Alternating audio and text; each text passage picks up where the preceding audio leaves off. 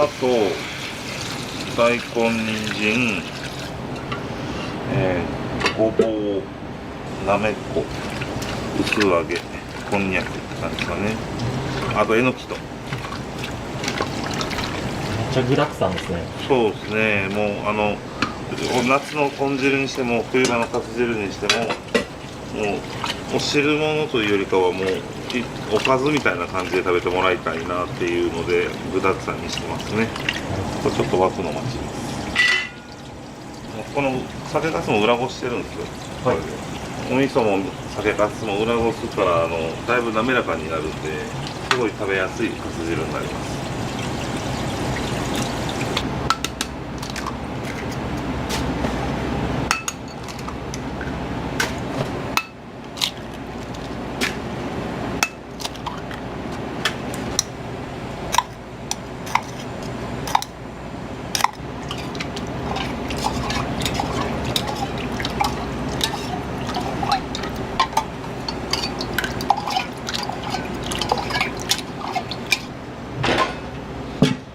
朝引いただしですね。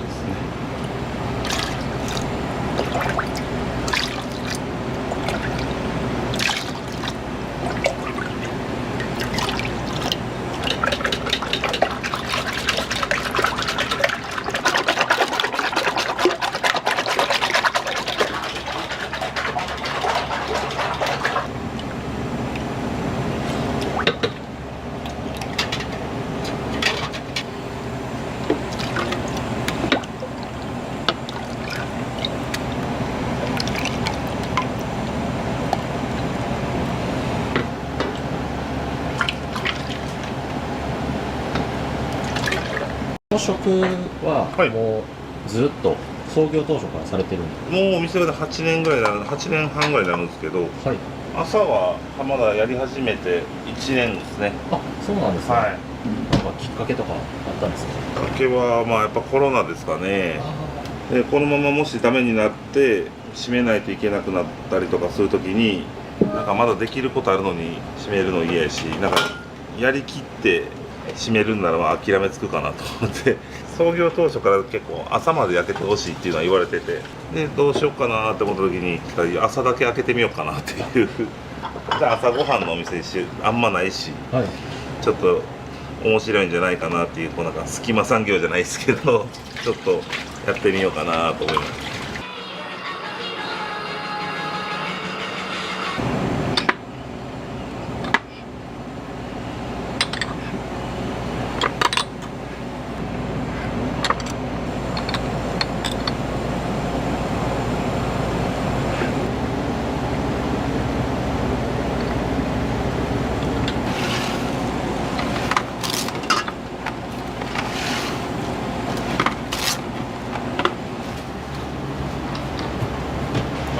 来ましたね。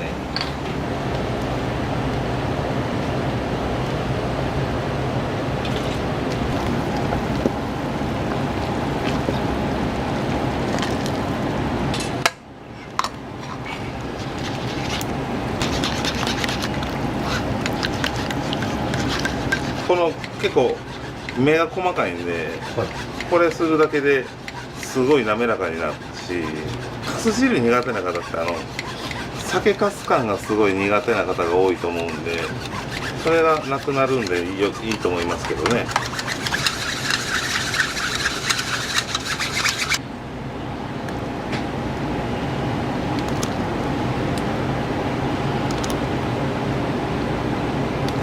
確かに全然ザラザラ感がないですね。そうですね。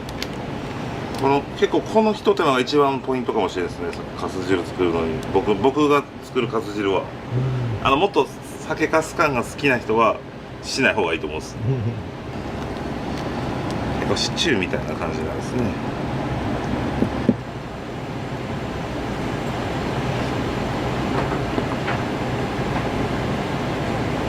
白菜とちょっとわさびと塩昆布で作ってるお漬物ですね。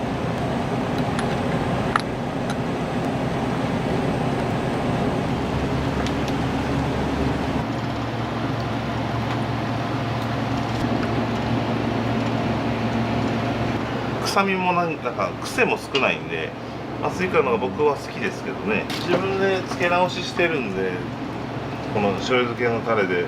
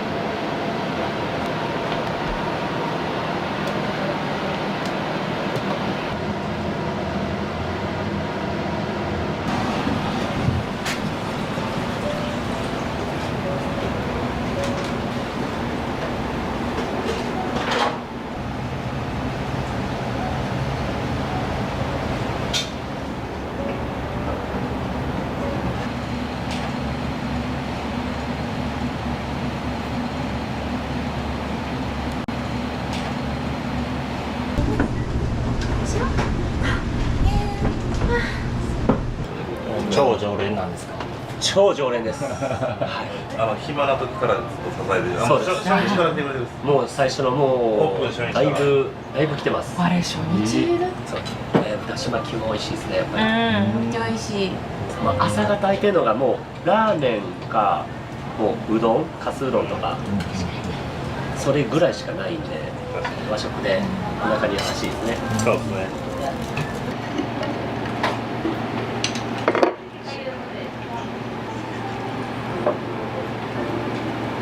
新巻き定食とはい。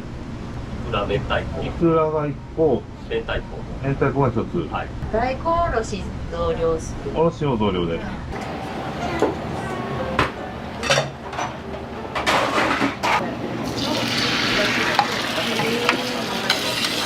し巻きがまた美味しいね。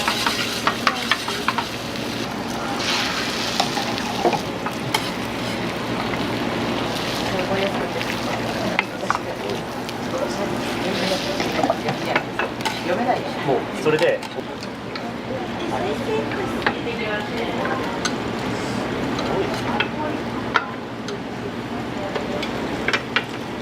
味がすごいな。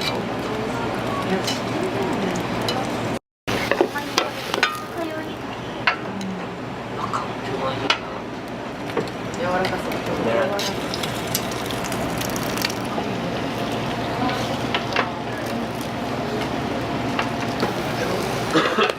俺よりもまあお願いします。コリアンから岡山の男うどん。これはもう確かにさ、ここにうどんがハイライトとかそれはい、いくらですね。明太あ子と、これはすごい。はい、あとおろしのトッピングです。あれはめっちゃ大根おろし。乗ってるけどはい、どうぞ。いや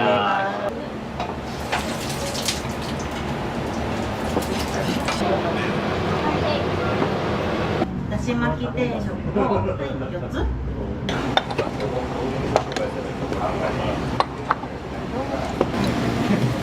逆に。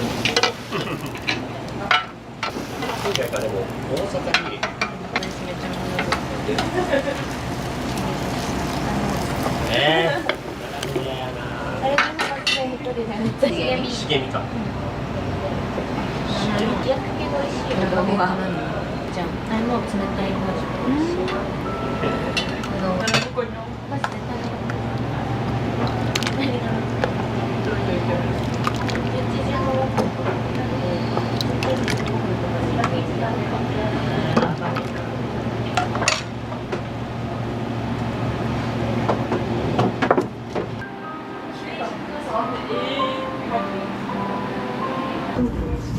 何がなんか食べづらくない？それ食べづらいでしょ。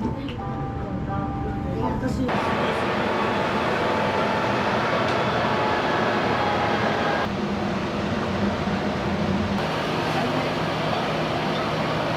だけどそれ以外の仕事はまた別で暮らせるけど。さ、なんか舞台出たりするんですよ。ちょっと待ってそんなこと作曲もあれは僕がそう個人の名前入ってない一切が見たらビッグベースまでなんですかね。個人の名前入ってないビッグベースまでなんですかね。個人ではないだからそれ日程が今年程度を後で6時台だとまだ時間もまだ来る。なんかちょっとでも私も。最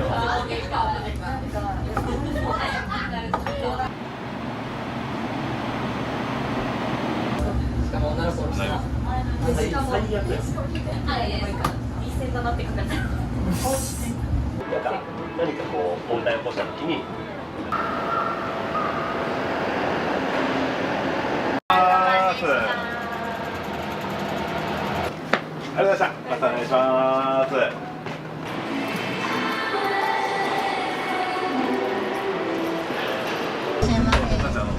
一番左のタイマースタートします。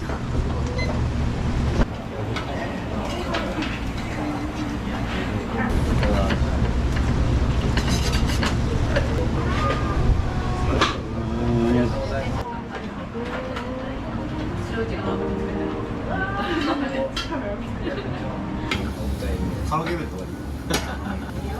これ楽しそう。一回だけに。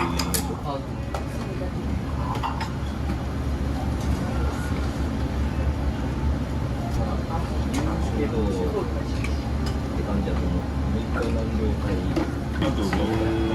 何人ぐらいしてます？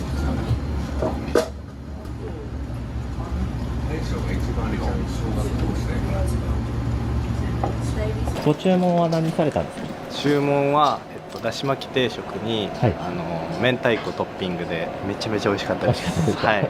なんかよくお店は来られてるんですか？そうですね。2日に1回ぐらいはあ、そんなペースで、はい結構めちゃめちゃハマります。めちゃめちゃ美味しいです。だし巻きだし巻き定食のうんいくらのせ。いくらのせ知り合いのインスタグラムで朝食べれていくら乗ってるから来てみたくて行って美味しくて2回目です。美味しかったです。最高でした。めちゃくちゃ。はい。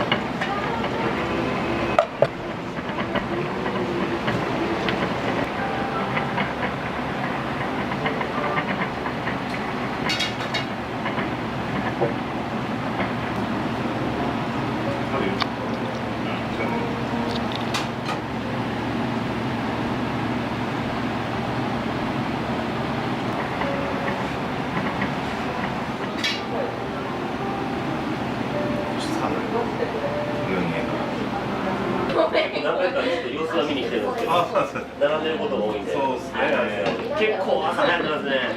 なんか嬉しい。バイバイ。ありがとう。ありがとうございます。ありがとうございます。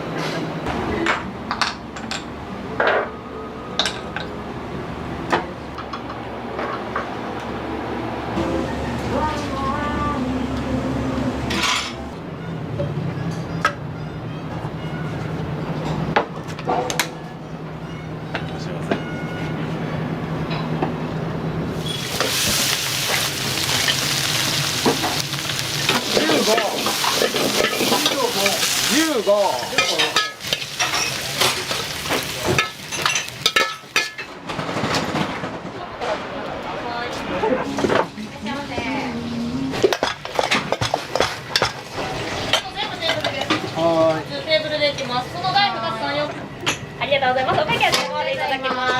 はい、唐揚げ定食大盛りやね。お答えてください。本当に美味しい。鶏の唐揚げ定食が一番好きで。めちゃくちゃうまい。皮がパリパリ、中はモテモテ。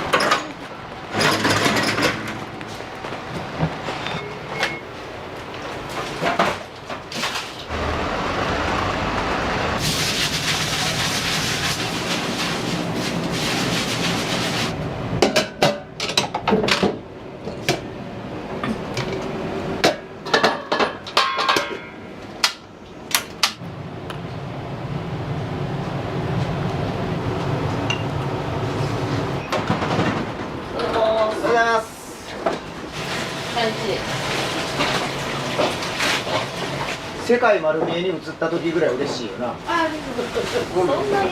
ほんまそれぐらい。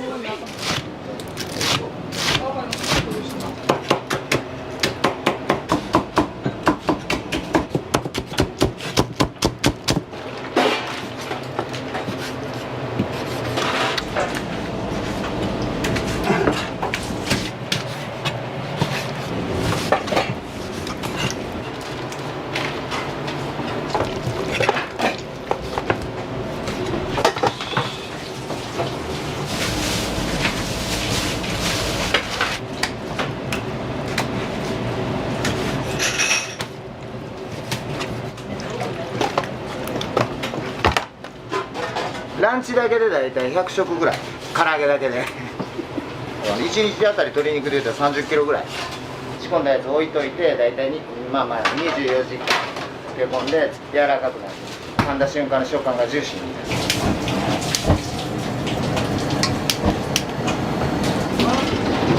入れてますね。いや、大丈夫です。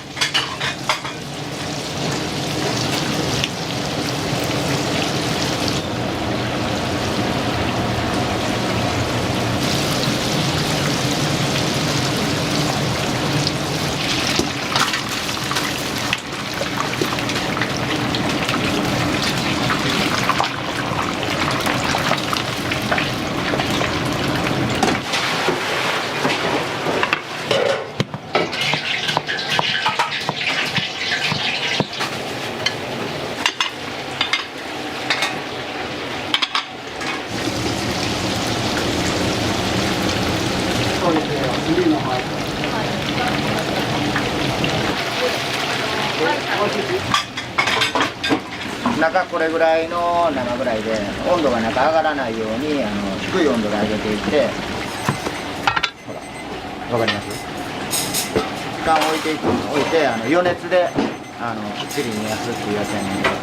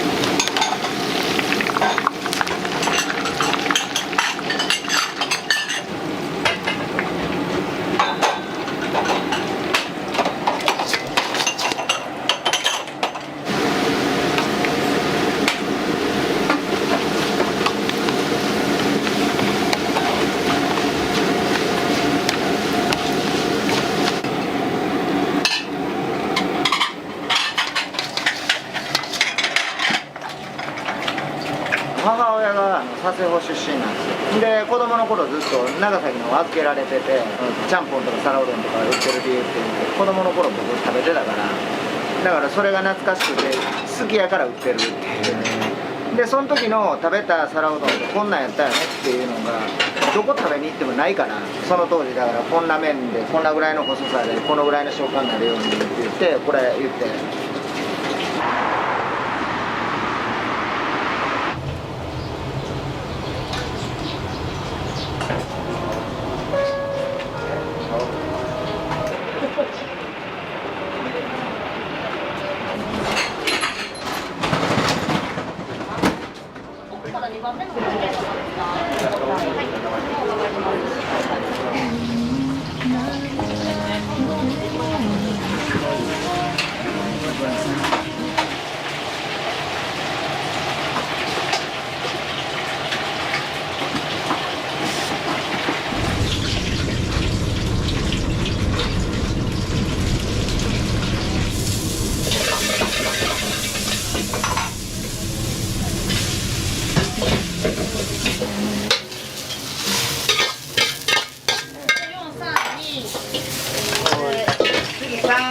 次さ、5、OK。は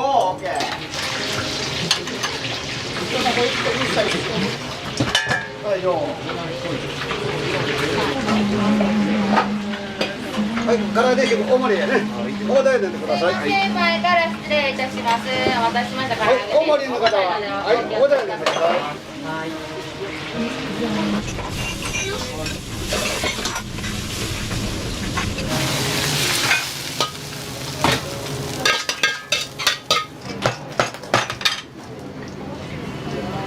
はい、すいません、取れますか。ありがとうございます。すいません、失礼します。塩コショウとタレがあるので使ってください。タレから塩を溶いて小皿でどうぞ。失礼だね。はい、失礼です。ありがとうございます。失礼します。すいません、失礼しました。タレと塩コショウあるんで使ってください。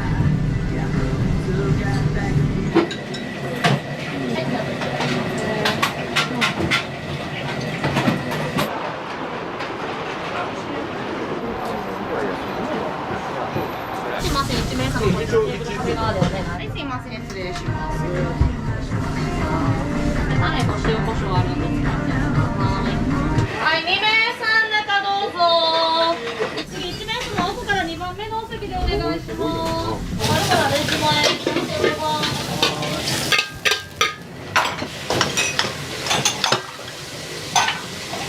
お待たせ。お待たせしました。ちょっと待ってください。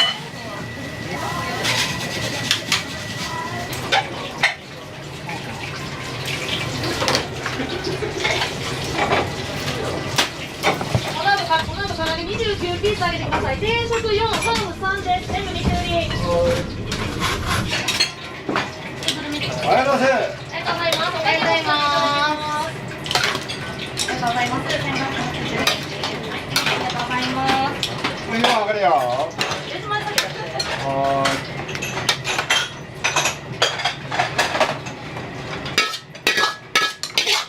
3名さんどうぞ。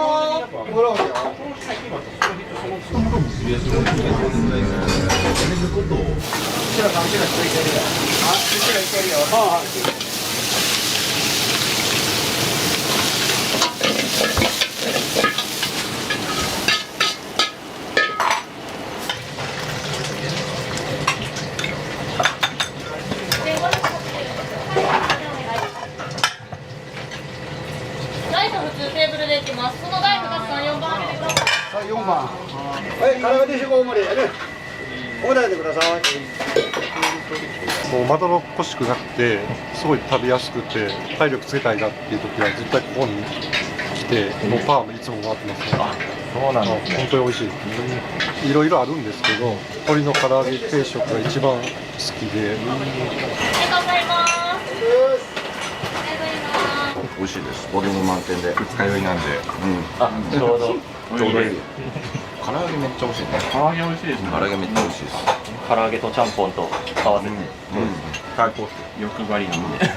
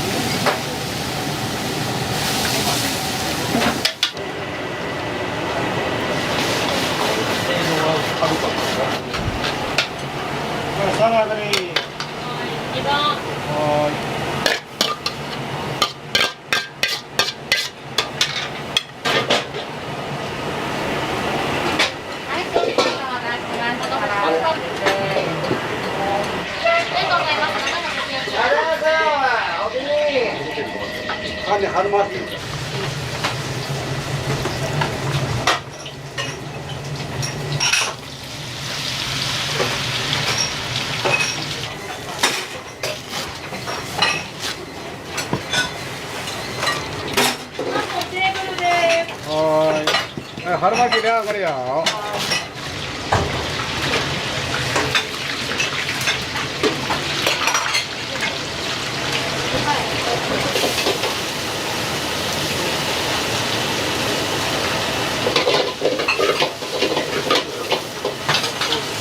ここで止めてください。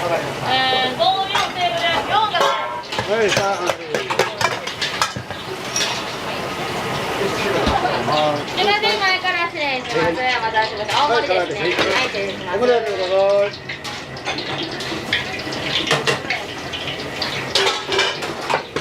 めちゃくちゃうまい。最高。最高すぎます。皮がパリパリ、中はもちもち。ここのからしとね唐揚げのタレべっちゃべちゃにつけるのがうまい。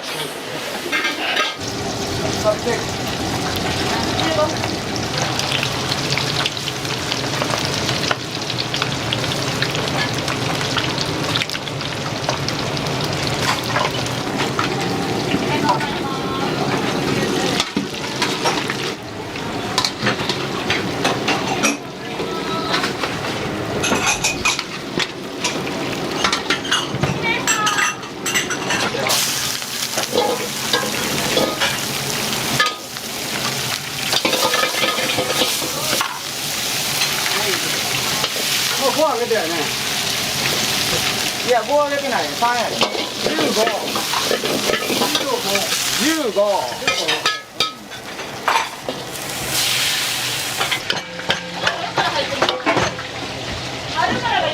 か。全部テーブルです。はーい。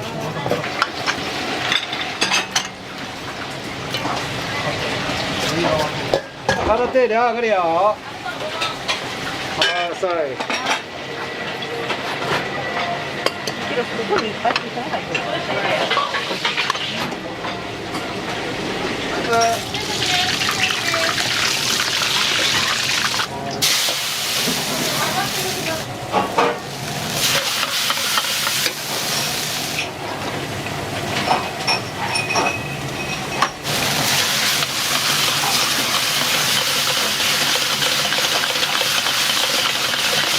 買い物してくれた、ヒロさん。押してない。押してない、押して。4分、3分半ぐらいでと思う。4分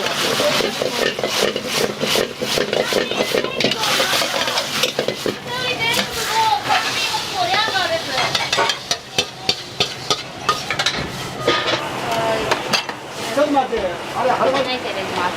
重たいのでお気をつけくださいね。ご飯ないで出すの？あ、出してない。あ、ご飯。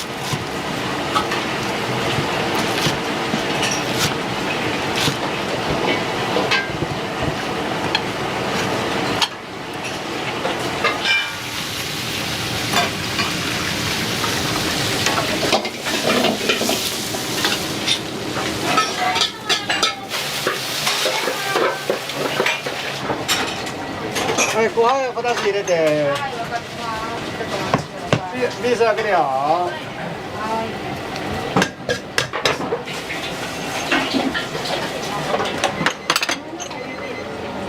これは殻が上がる。これで。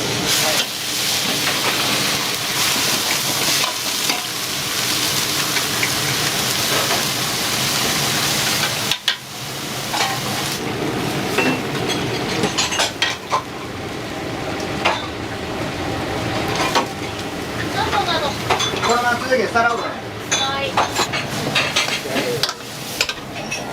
はい、バー開けるよ。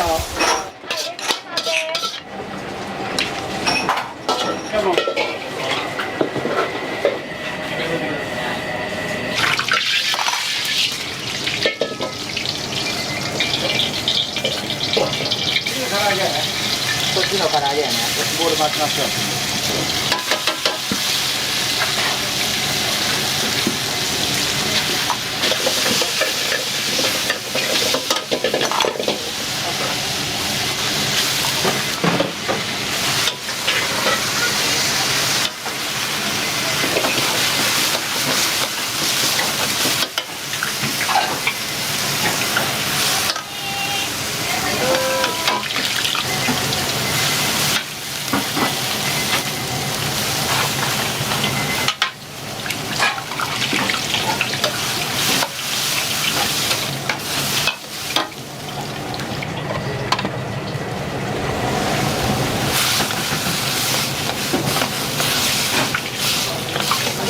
ありがとうございます。は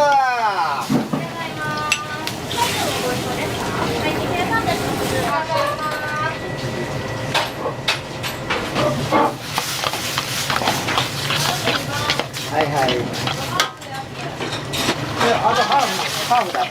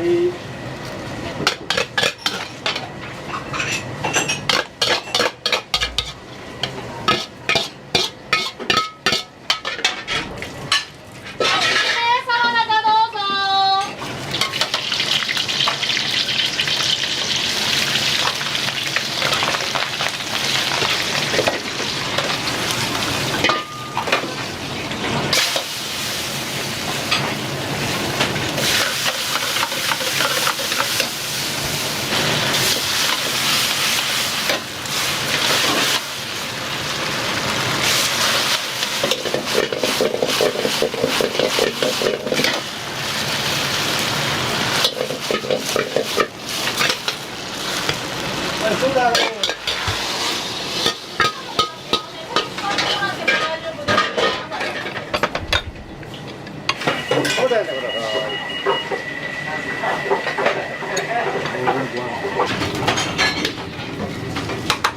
13ピースやね。待つ。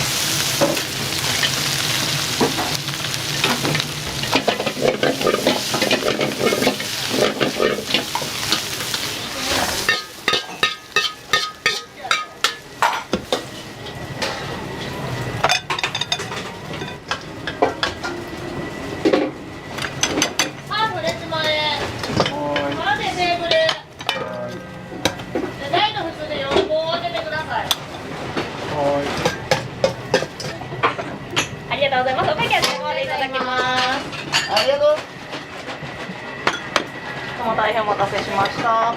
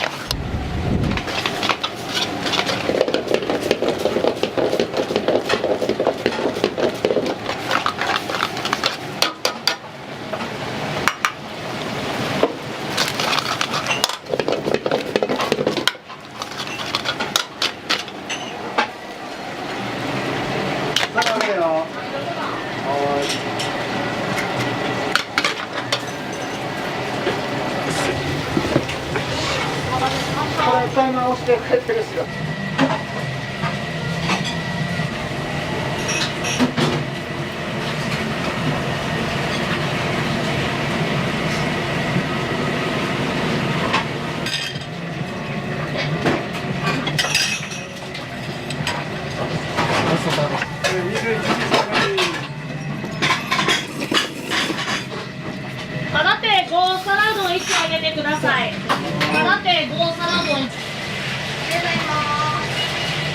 創業で言うたら60年ぐらい、うちのおじいさんの代の時から太陽軒っていうのがあって、その当時は屋台でラーメンを引っ張ってる。でうちの親父の代で庄内って豊中の方ので中華屋さんやりだして、でそこの僕息子で生まれて、僕が高校行ってなかったからこっち側でお店しようっていうことで、お前一緒に手伝いよっていうことでこっちで一緒にお店出したのが17歳の時で、そこから今に至る。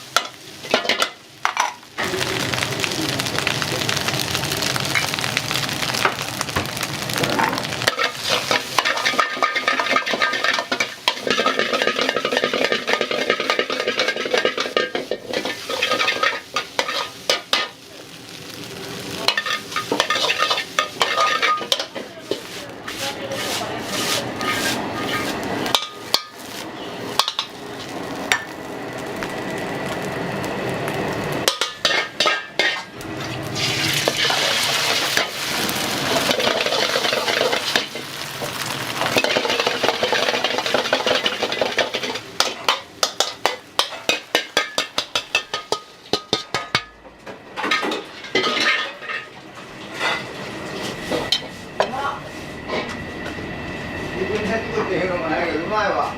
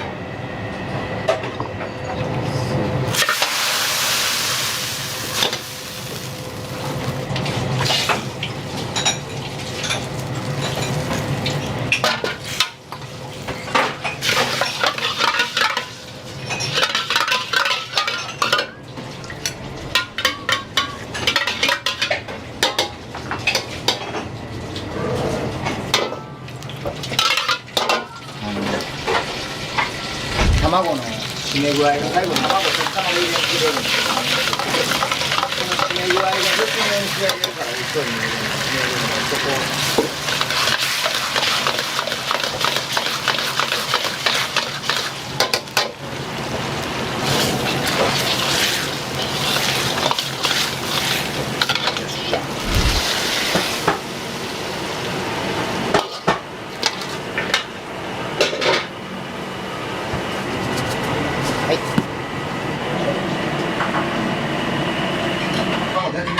仕上がります。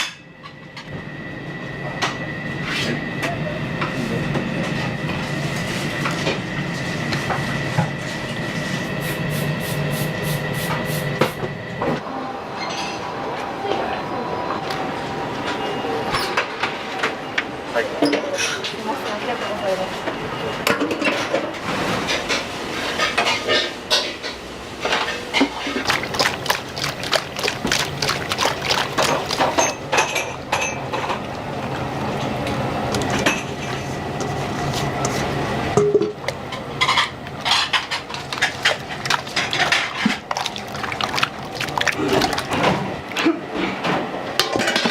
落としちゃうとこ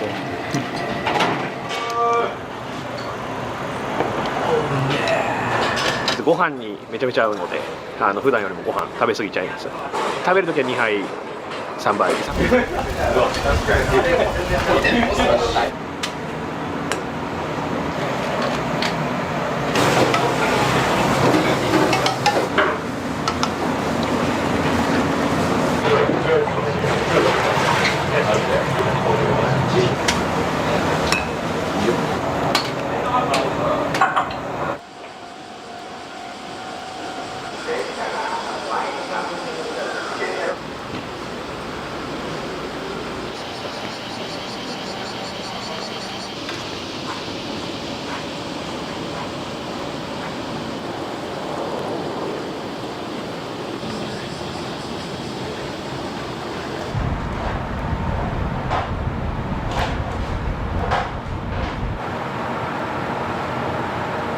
これ今何を運んであるんですか？これが、豚骨ですね。げんこつと肩骨って2つの部位なんですけど、これを入れていきます。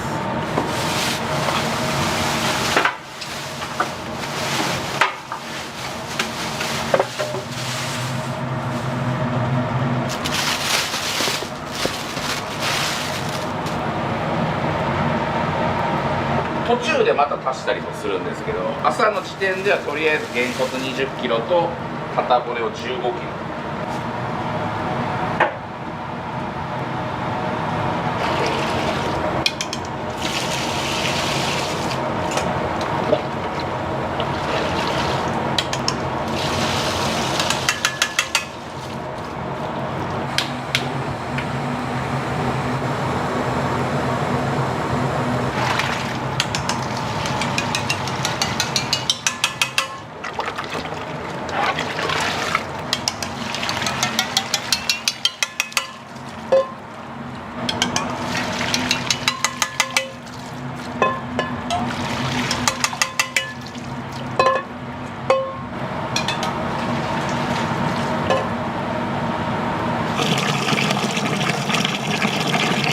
こっちが要はお客さんに出す用のスープなんですよ、メインっていうんですけど、でこっちがサブで、こっちは昨日の、ガラが入ってるんですけど、それにまたお湯を足して沸騰させて混ぜて、スープをこっちでも作っていくって感じですね。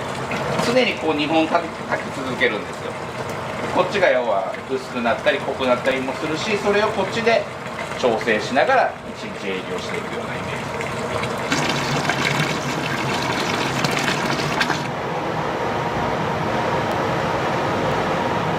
親鶏っていう油と若鶏っていう油、2種類一応ブレンドして使ってます。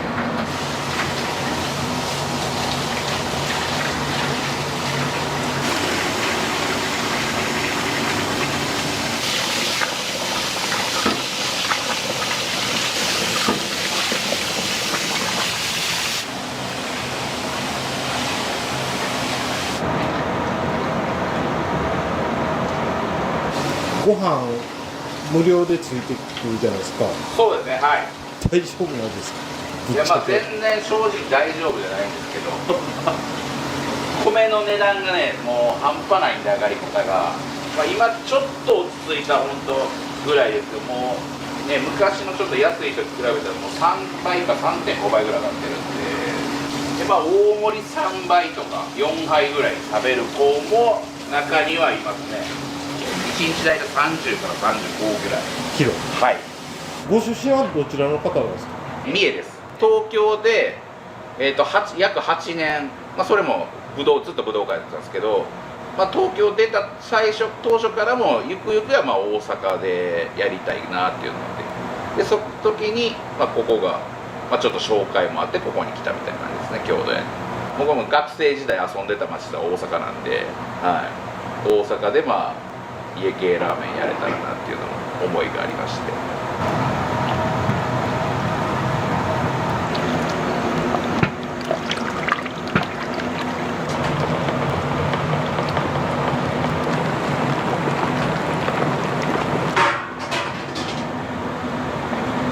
家系って言ってももう店によって全然味も違えば作り方も違いますし、まあ、要は使ってるそのガラとか、うちは鶏ガラ使ってないですけど鶏ガラをめちゃくちゃ使ってる店もありますし、もう店によって全然違います。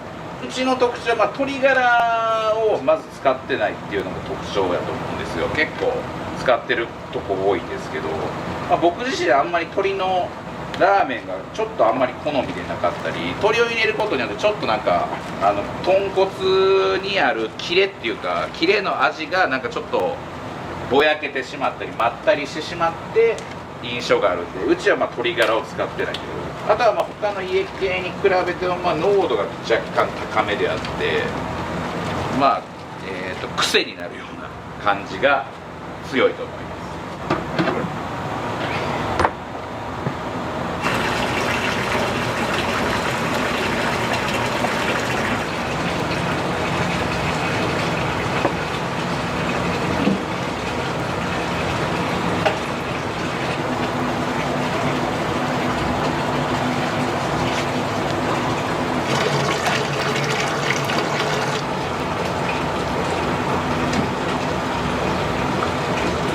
大体1回18から20キロぐらいですね。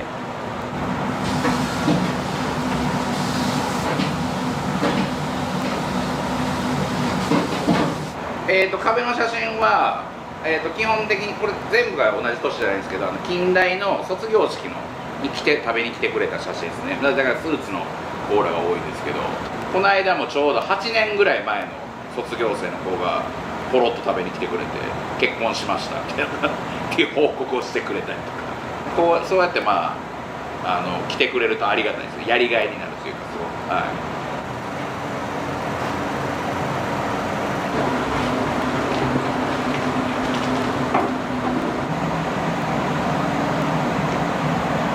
ラーメンにもご飯にもよく合うんで、先にご飯出すんですけど、ご飯にもこれだけかけてラーメン来る頃にはおかわりくださいっていう学生もいますもう無限大っすね、ほんまに。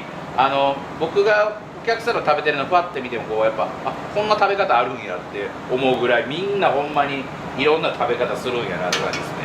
豆板醤をのせてもらって、ごまをかけてもらって、スープに浸した海苔でこう巻いて食べてもらうのをまあおすすめしてますけど、いろいろみんなほんまそれぞれに食べ方はありますね。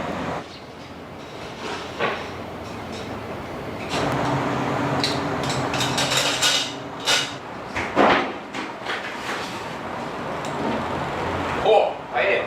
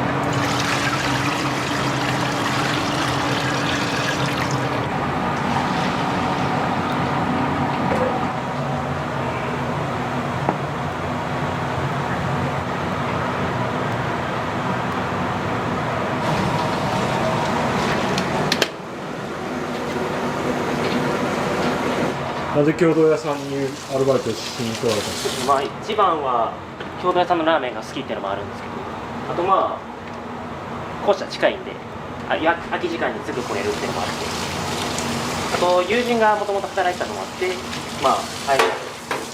仕事の勝手とか分かりやすいかなと思って入りました。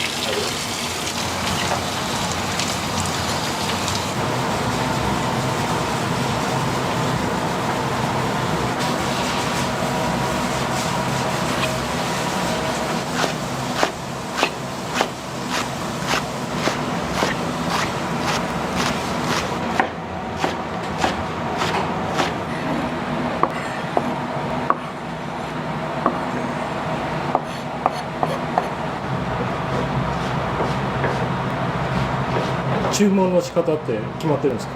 最近は全部普通にしてます。全部普通。はい。一周回ってるんですか？そうですね。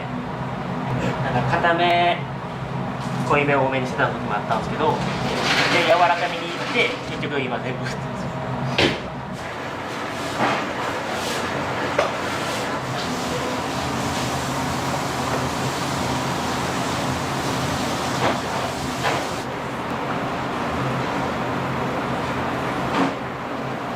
やっぱり家系といえば堺製麺っていうのは、まあ、もう一流のブランドなんで、それはもうオープンの時から使わせてもらってます。僕がもともと東京の武道家っていう店出身やったんですよ。でそれでその店は太麺使ってたんですよね。でそこから僕この共同屋で働くことになったんですけど、自分が作るスープに合うのはやっぱ太麺の方かな。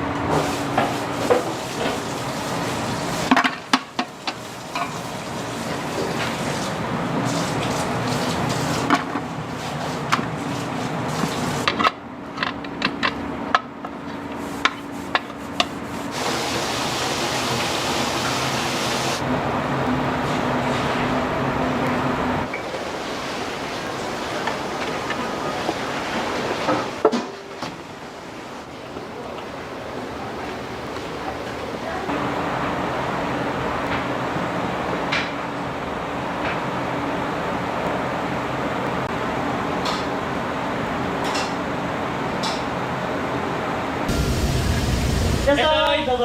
はい、いらっしゃい。いらっしゃい。いらっしゃい。普通です。全部普通で。はい。主食多めで。油だけ多めで。ありがとうございます。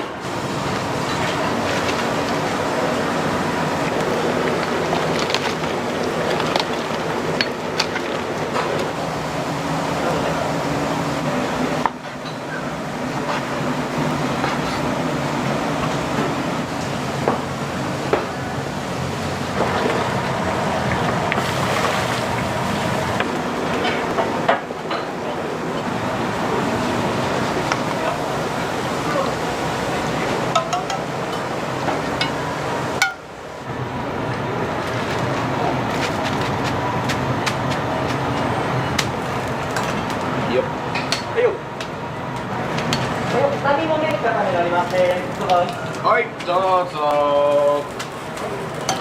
ちょっといくね。はいよ。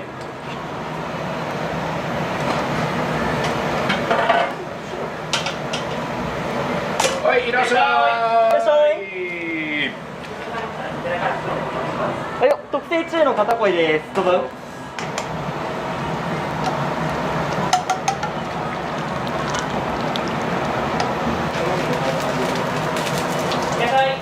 はい、いらっしゃい。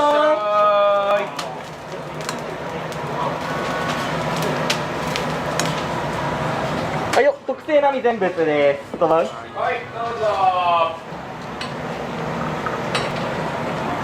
はいよ、特製並油多めになります。どうぞ。はい、どうぞ。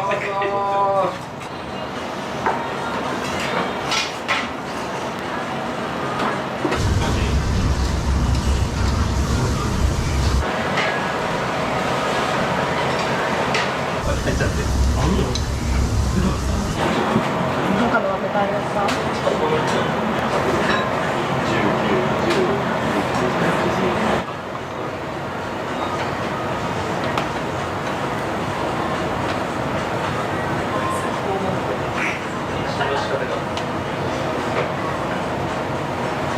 はいよ、お先並ライスになります。どうぞ。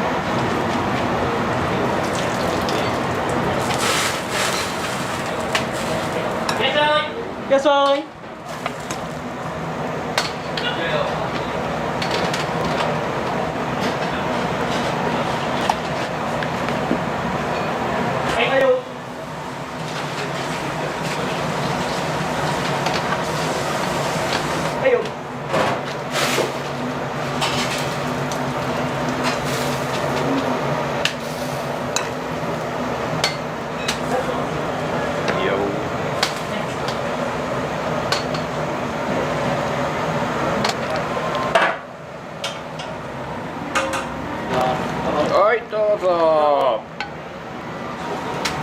いらっしゃい。いらっしゃい、どうぞ。お待たせしました。飲みの全部です。はいどうぞ。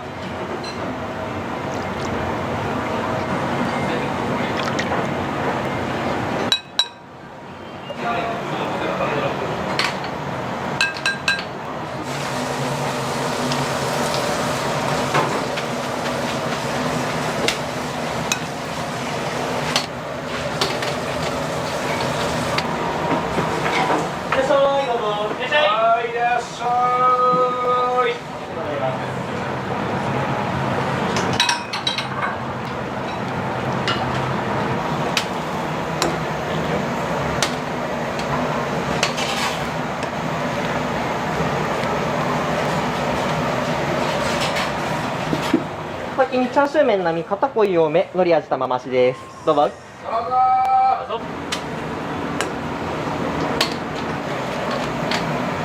中目ほうれん草増しです。どうぞ。はいお待ちどうさんです。どうぞ。お好みどうしましょう。片濃い多めで。チャーシュー丼サイズ。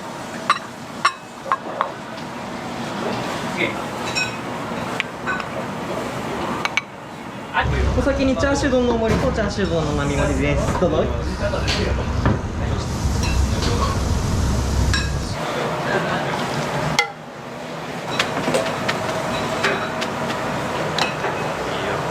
ょっといきます。はいよ。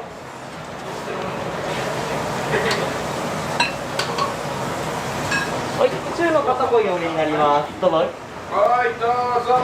めちゃめちゃうまいです。はい、お待たせしました。並の柔らかめ、油多めです。どうぞ。はいお待ちどうさん。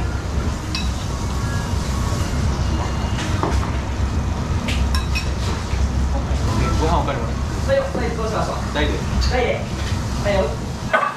はいよ、大ライスになります。どうぞ。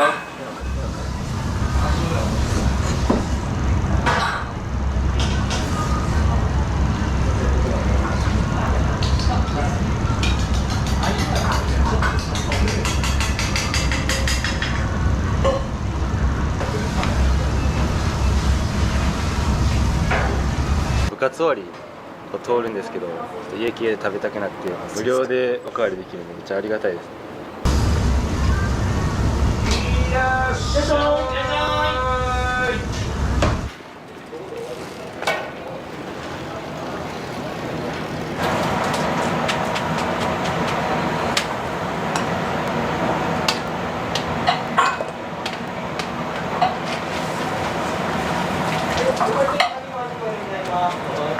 はいどうぞ。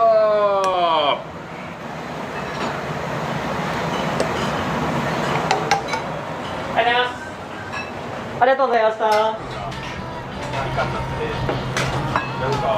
出してるけど、どこの関係なのかよくわかんない。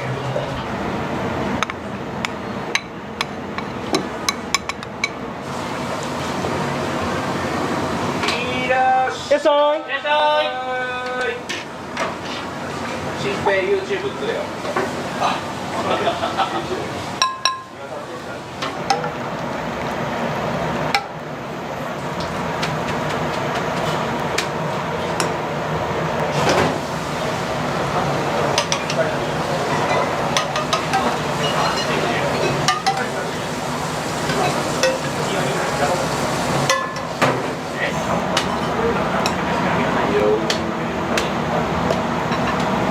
はいよ、並の麺固めです。はいどうぞ。はいよ、並の固め濃いめです。どうぞ。はいどうぞ。はいどうぞ。どうぞ。気に入りの頼み方みたいなのって決まってるんですか？僕は固め濃いめ多めと結構やっぱりしっかりこってり味しっかりって感じなんですけど、なんかこうだからといって臭みとかは一切なく濃いんですけどどのスープ飲んじゃいたくみたいなそういう感じの味ですね。ご飯にめちゃめちゃ合うので普段よりもご飯食べ過ぎちゃいます。食べるときは2杯3杯。はい、ありがとうございます。またよろしく。はい、お好みどうしましょう。片いこ多い多めで、ライト焼酎ライトどうしましょう。中で、ありがとうございます。どうぞ。はい、どうぞ。とりあえずね、少々お待ちください。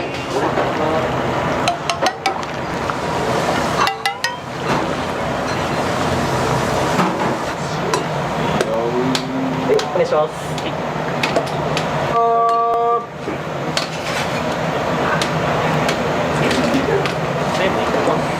はいよ。あとやっておきます。はい。国際片こい少なめ。は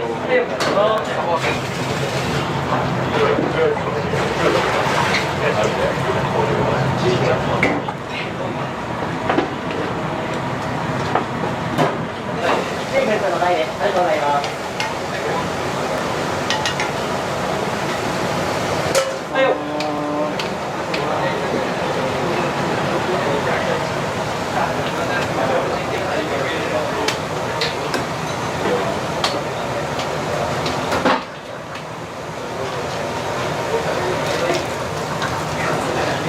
お先に波の片っぽにお願いします。はい、どうぞ。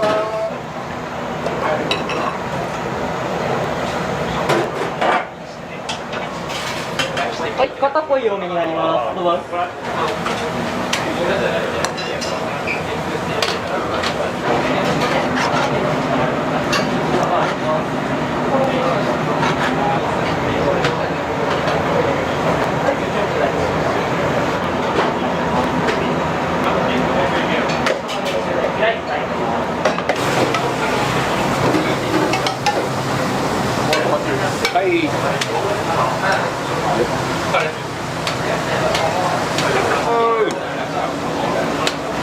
お願いします。何片こいめキャベツです。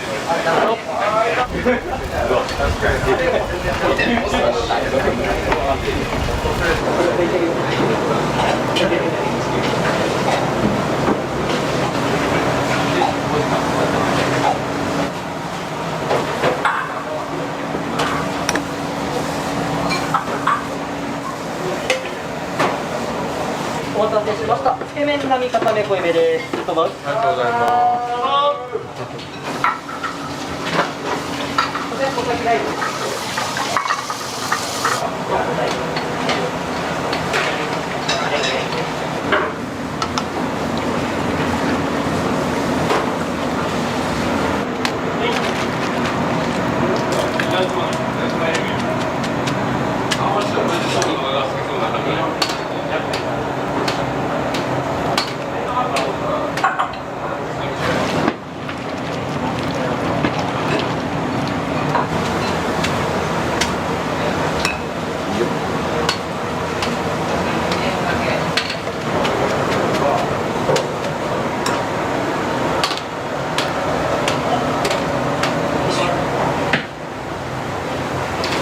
波の全部普通です。どうぞ。はい、どうぞ。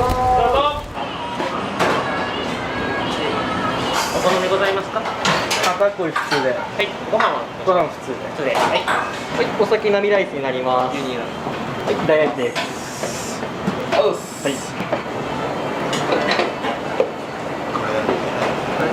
お前大焼きでしょ。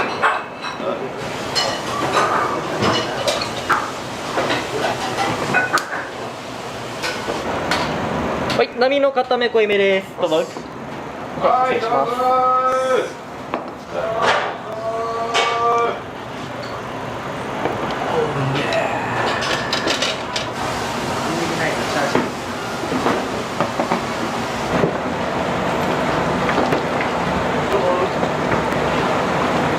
ここら辺ちょっとこれあれだね。とにかく美味しいです。店店長がいい。店長も優しいし、最初ちょっと怖かったんですけど、やっぱ通っていくうちに優しい人なんだな。やっぱり店長の人柄もあります。安い。ご飯にごまときゅうりで、このニンニク醤油あるの、これかけて食ってめちゃめちゃうまいです。お疲れ様です。ありがとうございました。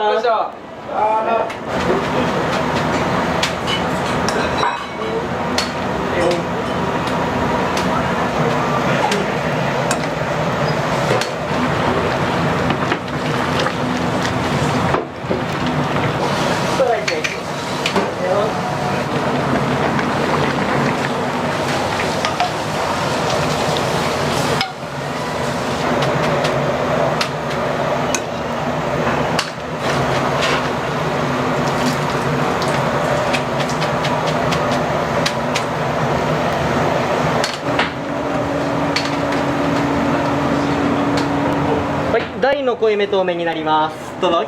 こ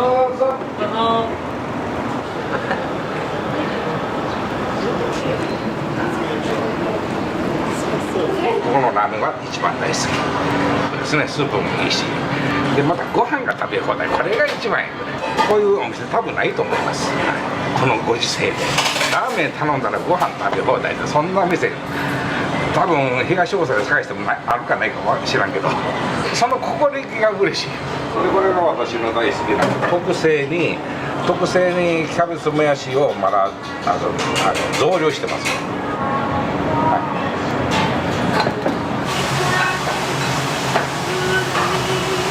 店舗だけじゃなくて大阪城のラーメンストリート、こういうイベントとかもたまに出たりするんですけど、もう毎回食べに来てくれる。そこ大阪城まで愛であふれてる。でもまあ最初働き出したの僕東京の中野っていう場所だったんですけど、中野で働いてその後国分寺、それも東京なんですけどね。で、ここですね、大阪共同屋、まあ一応3店舗経験したんですけど、やっぱ街でそれぞれでやっぱりお客さんの層も違いますし、ラーメンの味もそうですし、まあ店のこう雰囲気作りとかもまあ全然やっぱ変えていかないとなかなか厳しいですし、まあ、その辺ですかね。例えば卒業生の子とかもよく来るんですけど、今やっぱ大阪から東京の方に就職した子とかたまにやっぱ帰ってきて食べに来てくれるんですけど、東京って家系ラーメンめちゃめちゃ多いんですけど、いや東京のどこ食ってもやっぱ郷土屋ですわって言ってくれる子結構いるんで、まあ、それはすごいありがたい、嬉しいですね。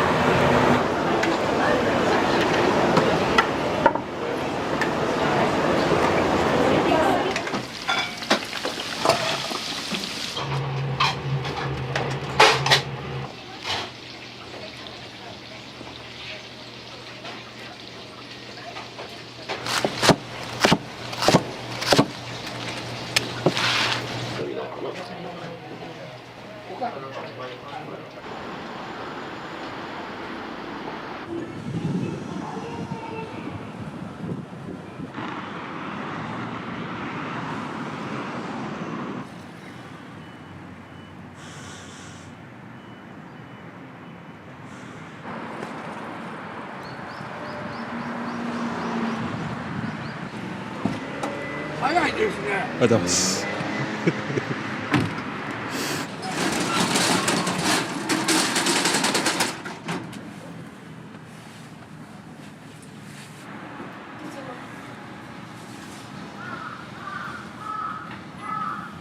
もう朝から。今日はちょっと早めに帰ってきて。ありがとうございます。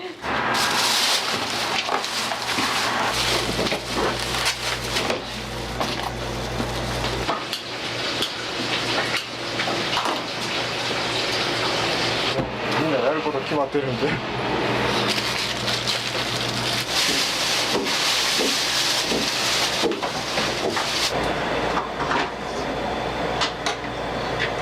石川県のパン屋ね。あ、いい感じじゃないですか。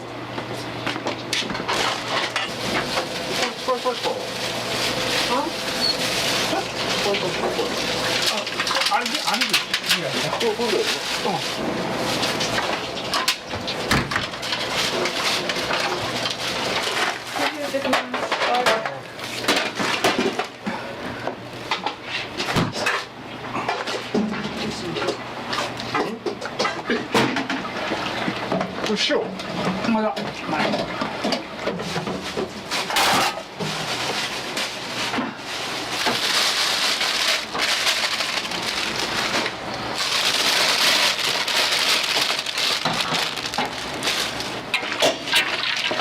今日のランチの小鉢です。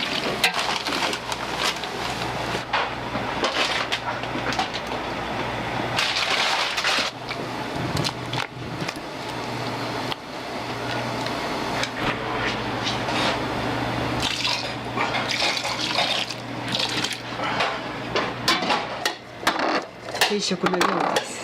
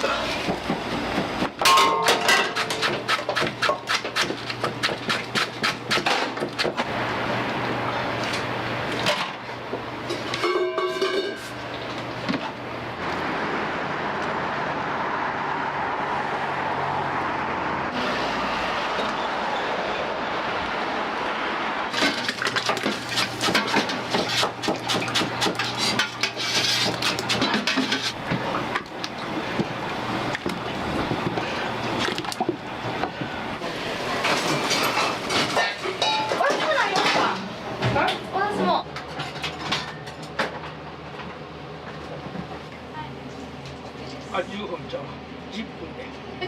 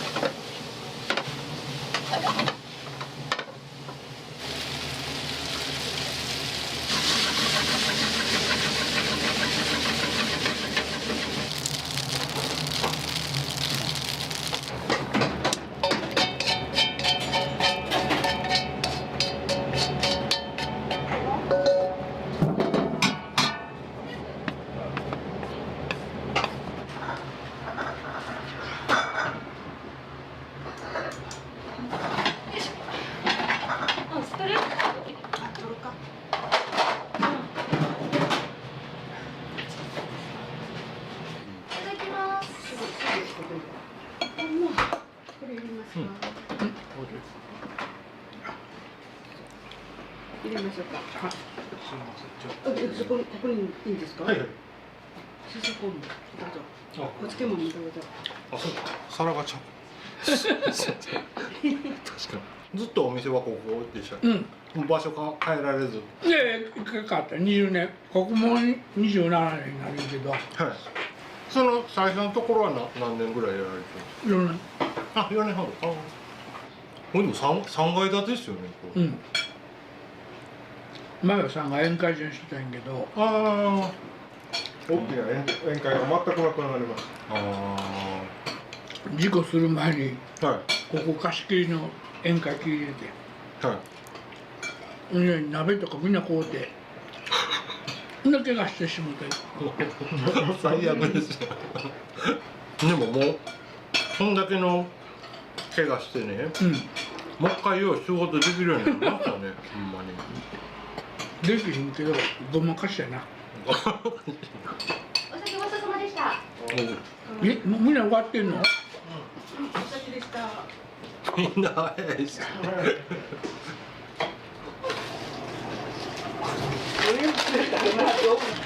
ミストでまた食べ上がったら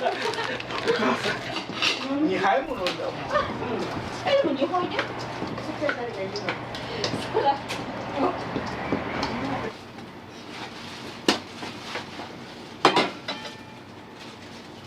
ほんま？ほんまにほんまに。今日なんで出てること言ったんかな。ほんまにほんまに。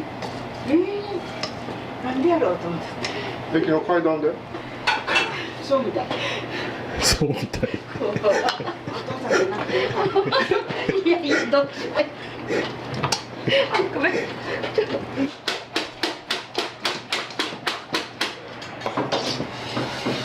いらないですキャベツは。あ、いらない。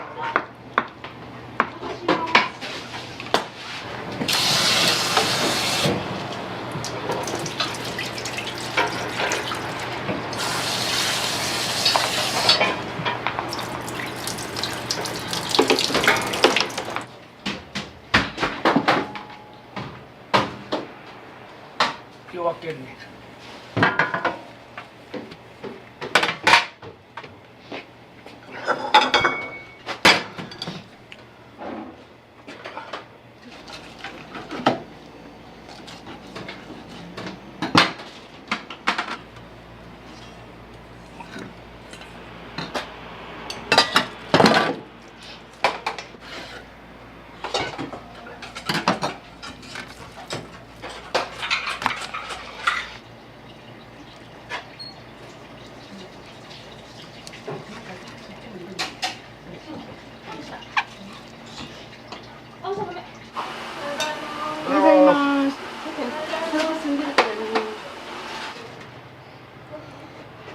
美味しいですよ。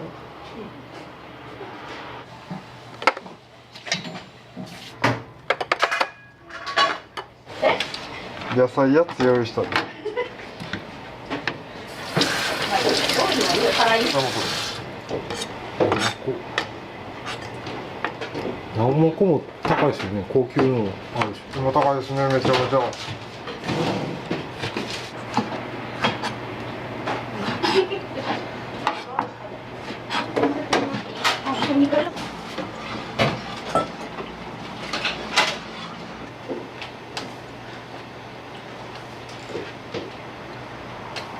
パンとパンとコーヒーのいきます。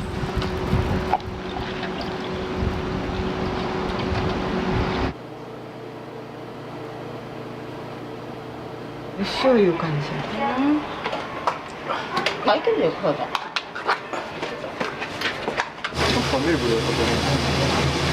かな。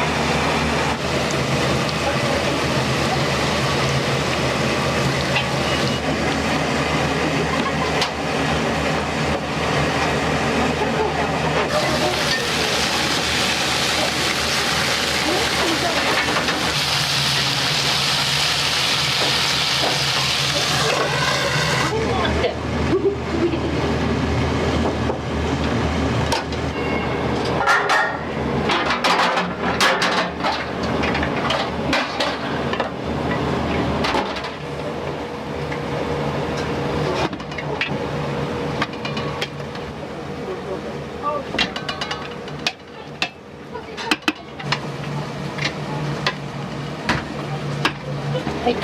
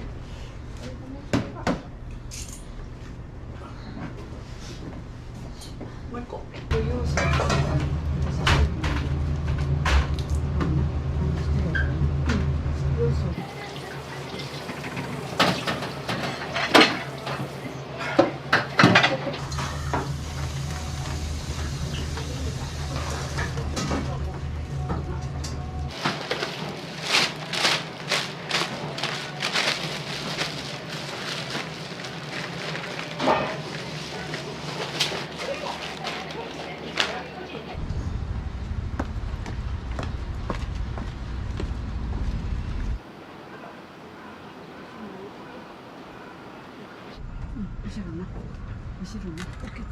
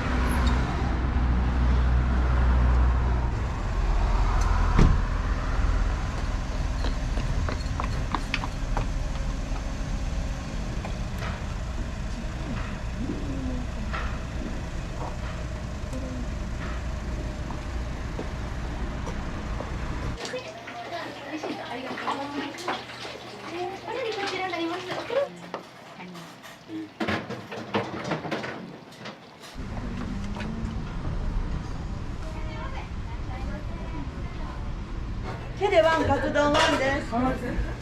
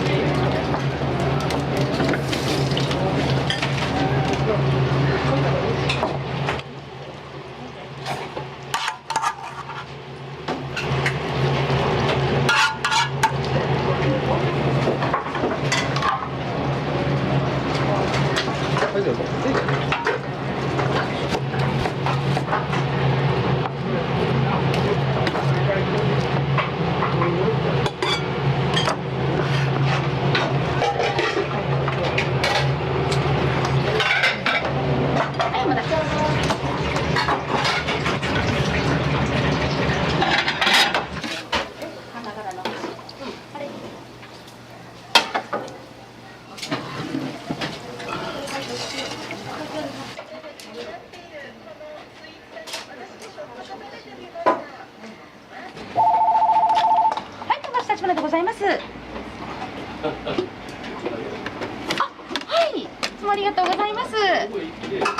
10個で、いつものように2160円の。あ、はい。い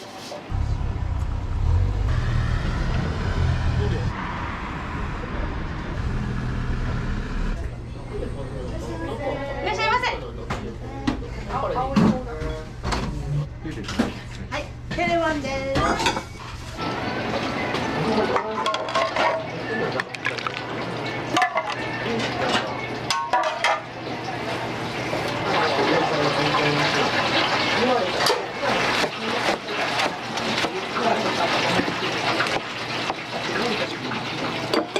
お願いします。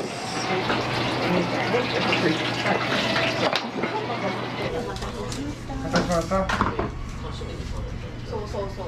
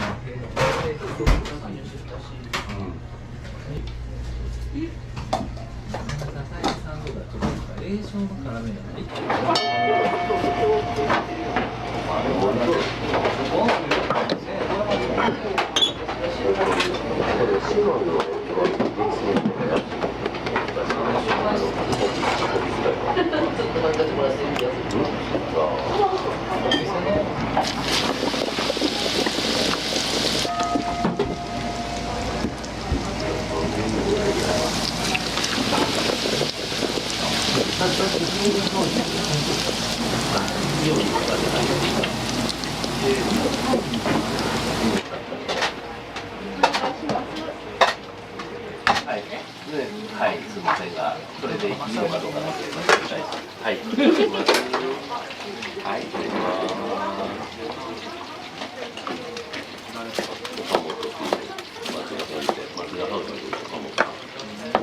町の方で儲かってる。僕らの問題が、だからおこぼれもらわなあかんよ。思いだから。いいやつだ。僕もスポーツで間に入れて。黒田さんはお父やろ。見ないかな。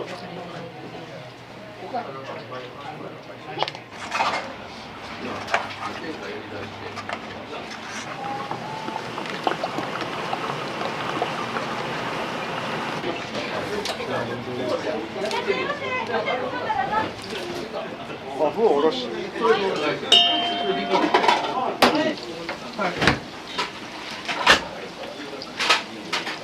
い、どうぞ。いらっしゃいませ。いらっしゃいませ。あり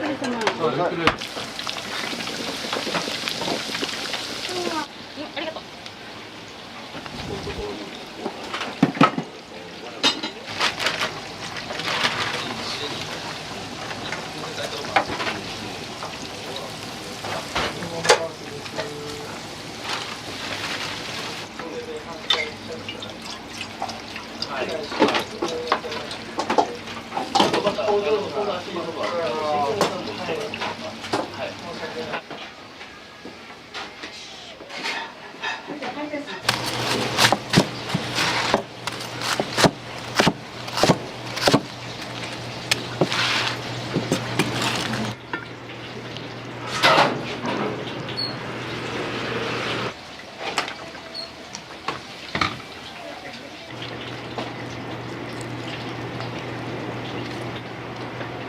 はい。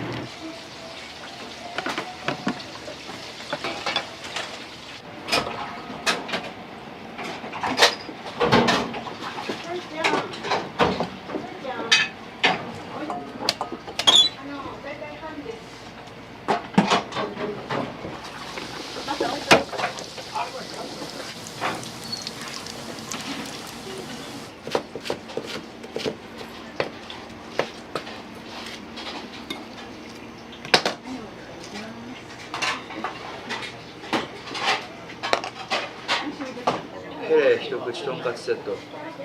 ご飯を盛りで。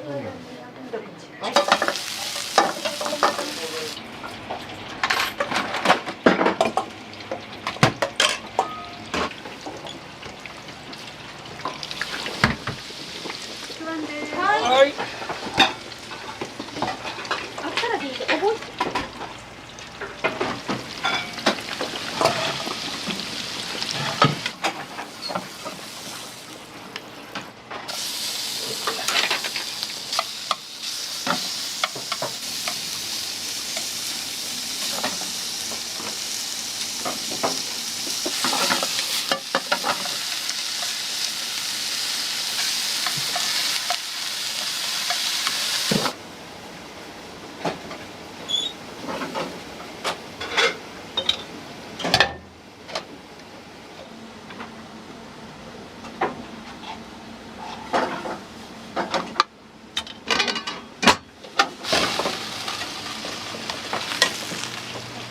はい、大東。はい。和風。あ、和風か。第4つ。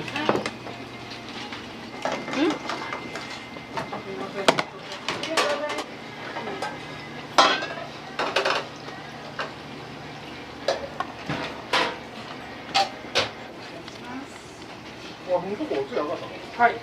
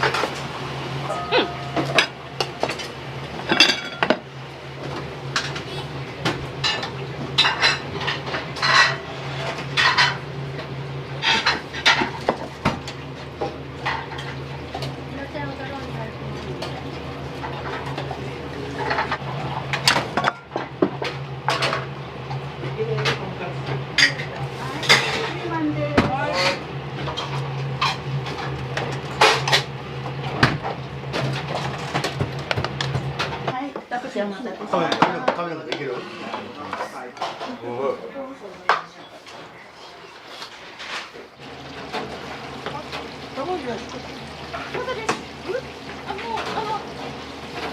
昭和焼きになるんですよ。かなり分厚いでしょ。そうそうそう。うちはよそではやってないと思う。そんな軽い下味で、ポン酢でとだけさっぱり。生姜ポン酢。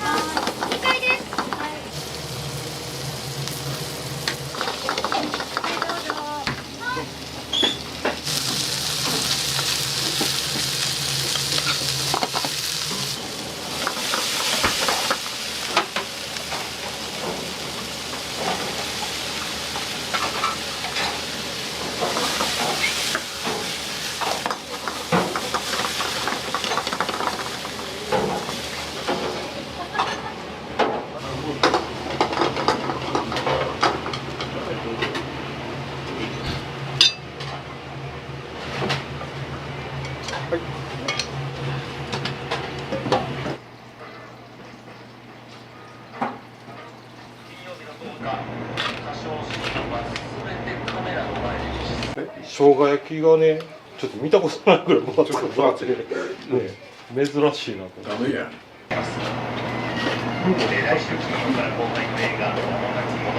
いいじゃん、生姜焼き欲しいんやって。いや、ちょっと待って。いやいや、それはね、ちょっと違う。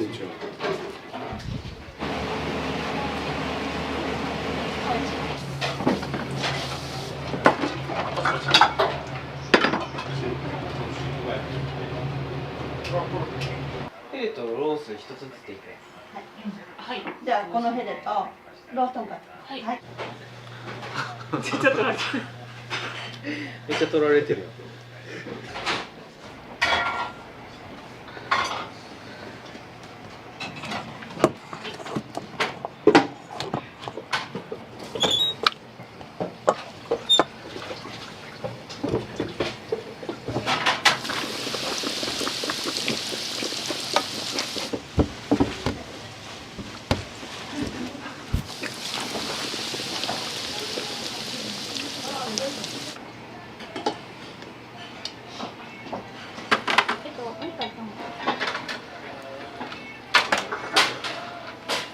下一つ。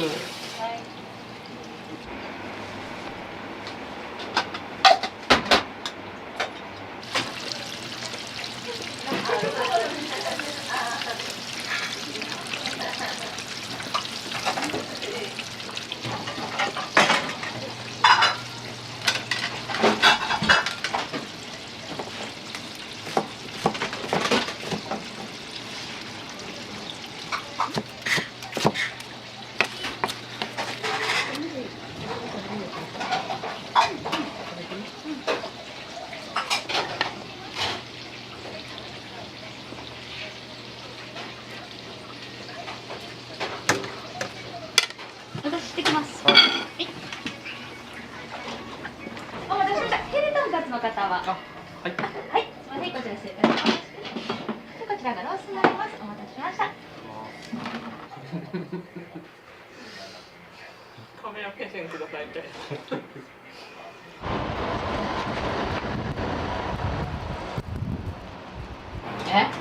こんな。もうこれとでも用意できんやん。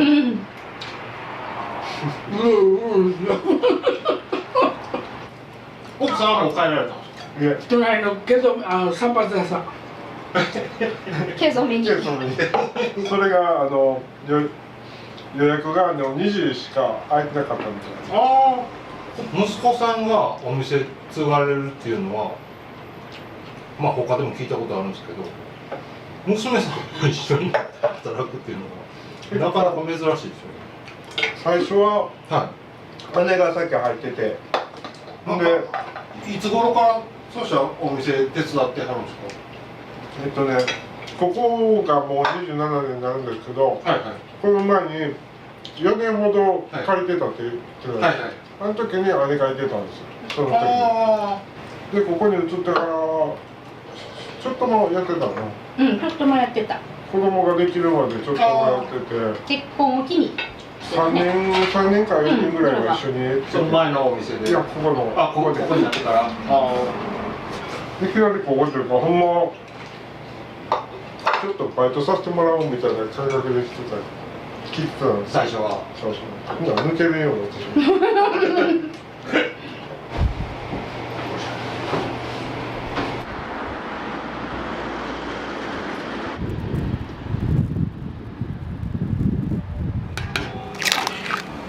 昨日より早く。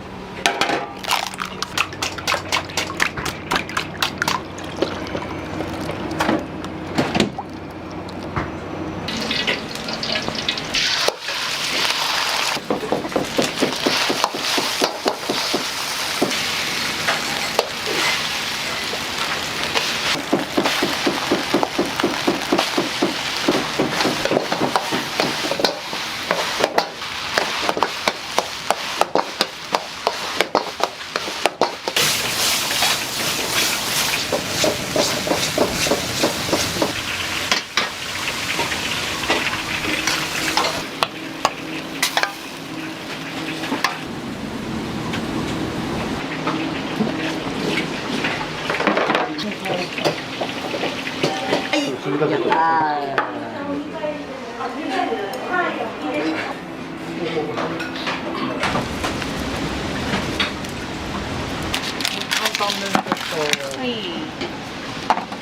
失礼します。担々麺セットです。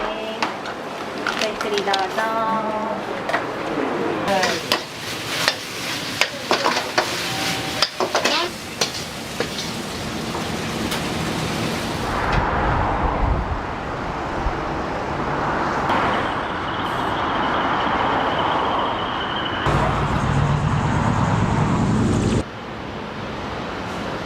今日はよろしくお願いします。お願いします。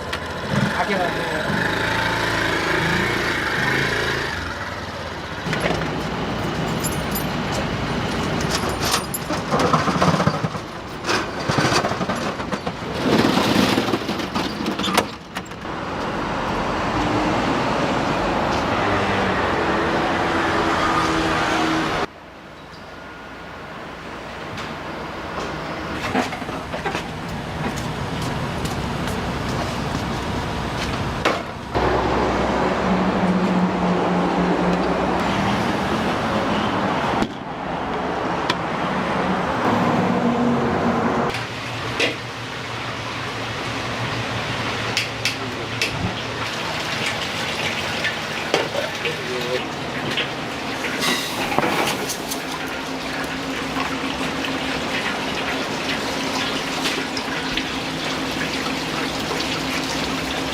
米にツヤができてふっくらするんですね、米が。はい。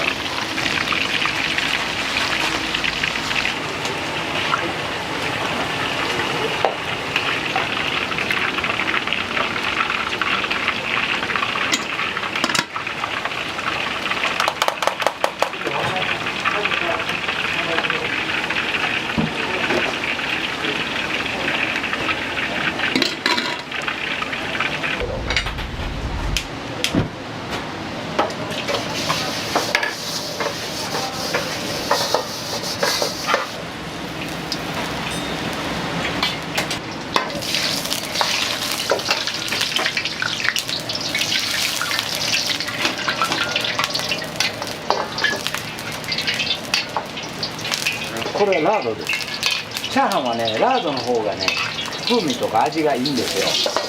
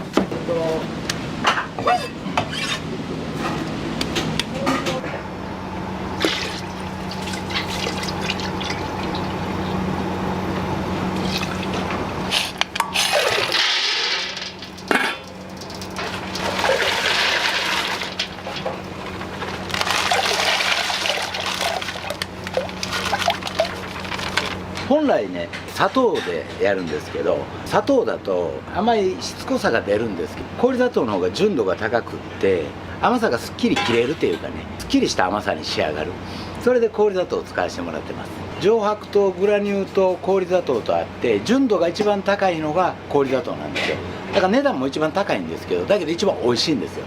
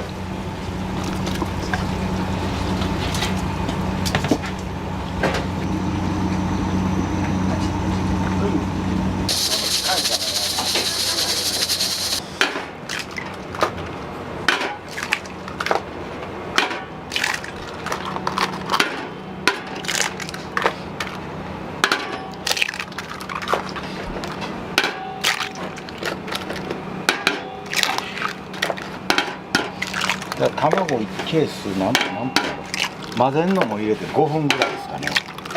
でやりますね。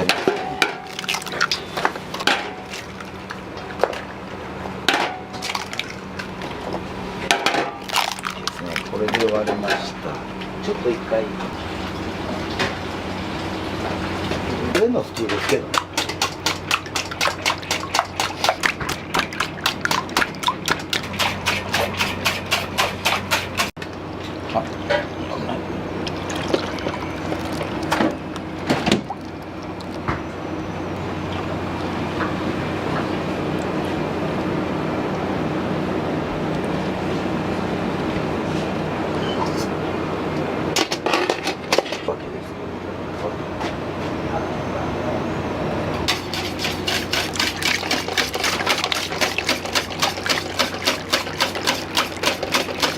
天津飯とか定食で卵がつくんですけど、卵だけやと食べた後に胸焼けしたりしつこい感じが残りますんでね。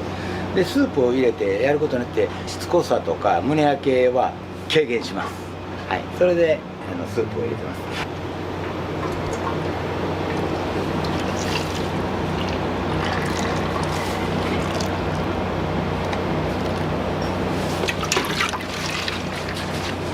まあちょっとこの網でこしても若干こう残るんですね。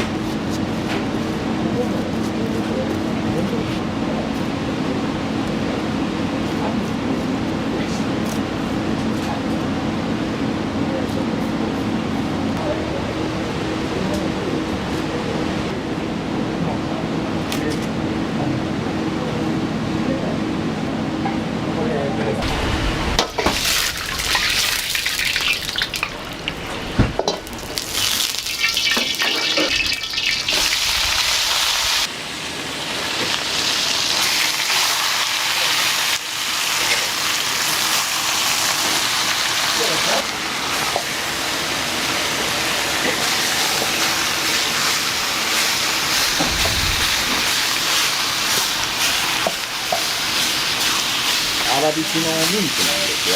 粗挽きの豚ミンチです。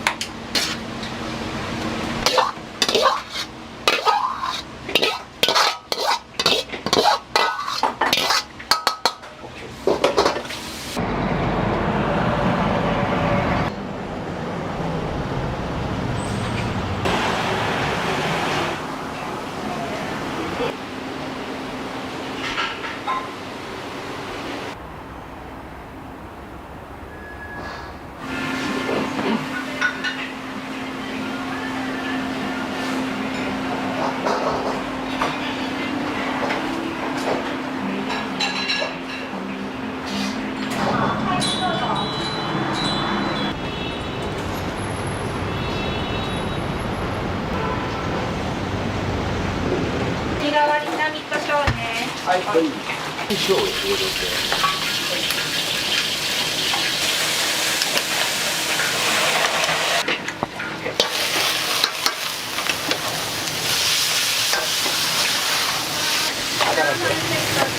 はい。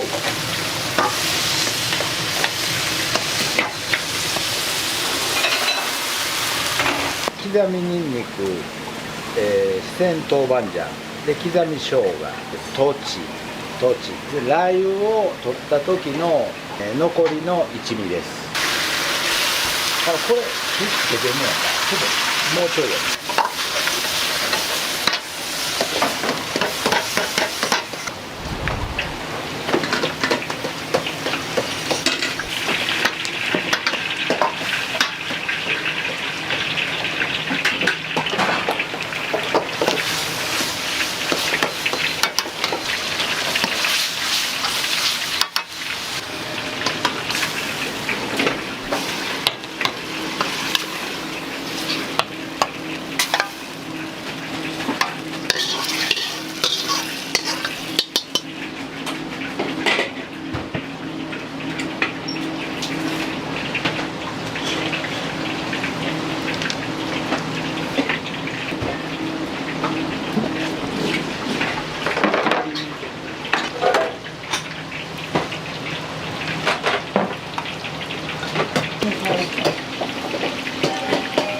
やね。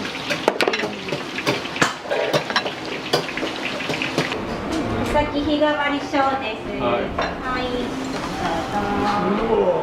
波です。はい、ゆっくりどうぞ。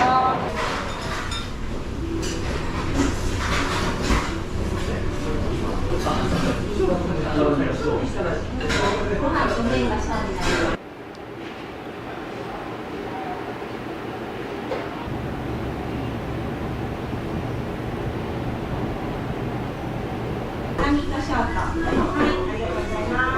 お味的にはいかがですか？今日は麻婆豆腐食べたんですけど、山椒が効いててかけちゃいますよね。今日は日替わりがこれでお得なんで、ね、選んじゃいますよ。塩であっさりしてるんで、麻婆豆腐が濃くてこっちがあっさりでいい感じにセットされてるなってます。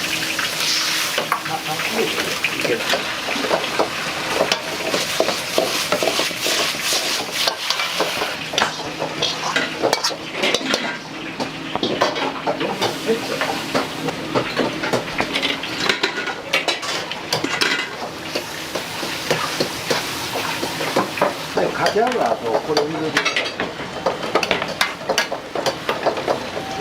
いらっしゃいませ。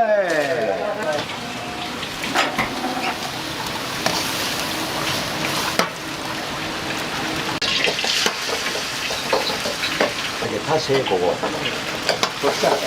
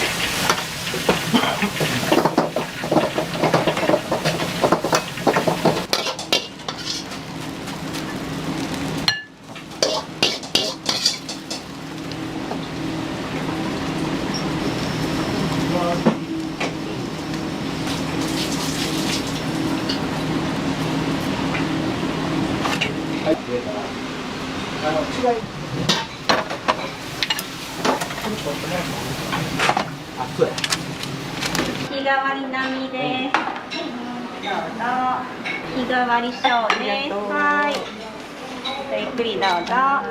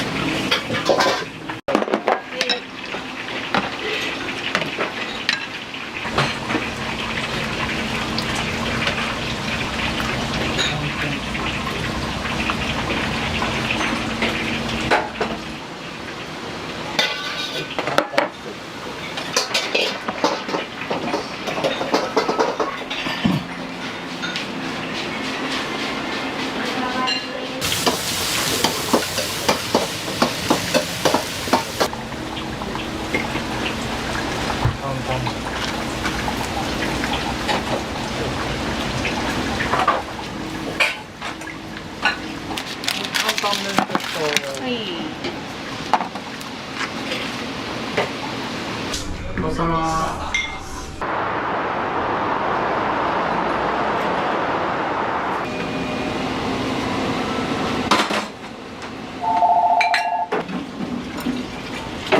6月10日土曜日ですね。担々麺最後だよ。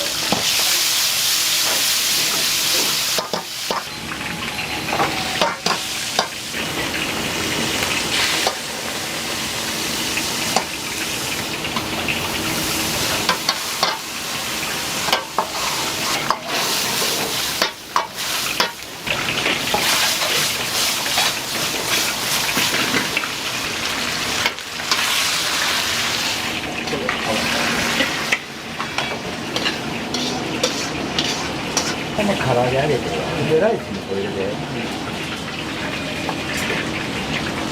いらっしゃいませ。いらっしゃいませ。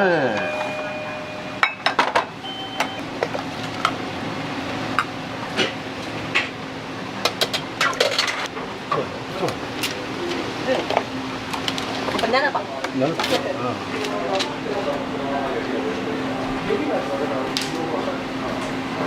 なめ様。はい。はい、ありがとうございました。麻婆豆腐セット。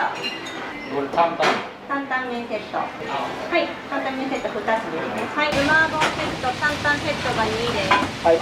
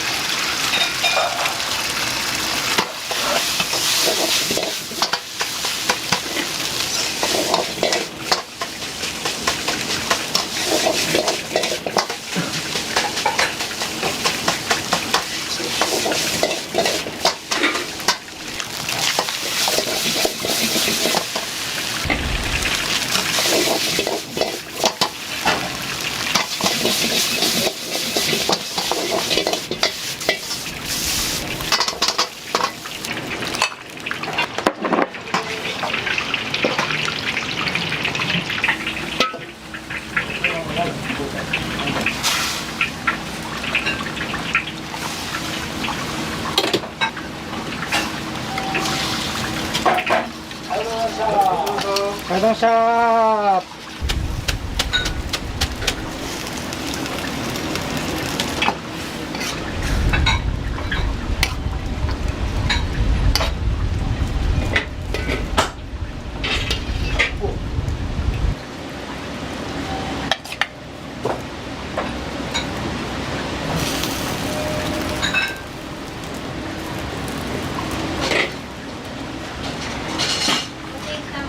いらっしゃいませ。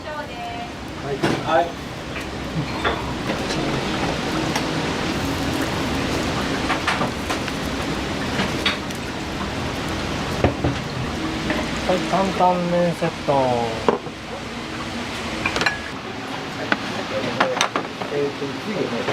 担々麺セットです。はい、すいません。失礼します。担々麺セットです。ごゆっくりどうぞ。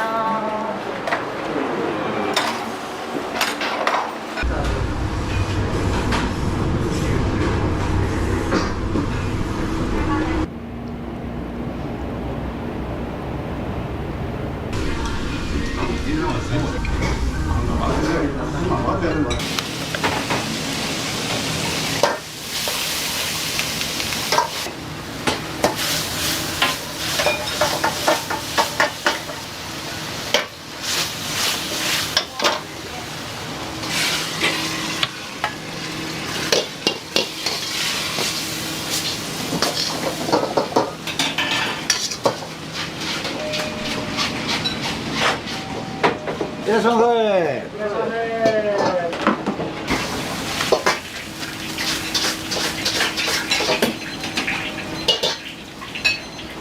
いらっしゃいませ。はい。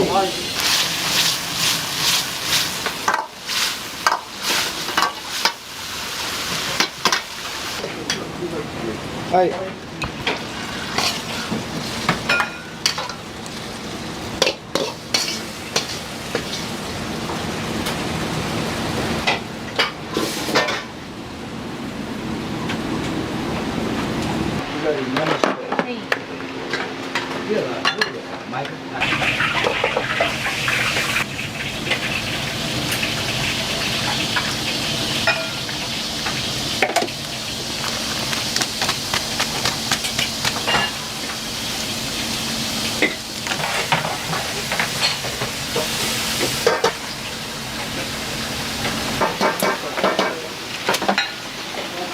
5番山椒です。はいはい。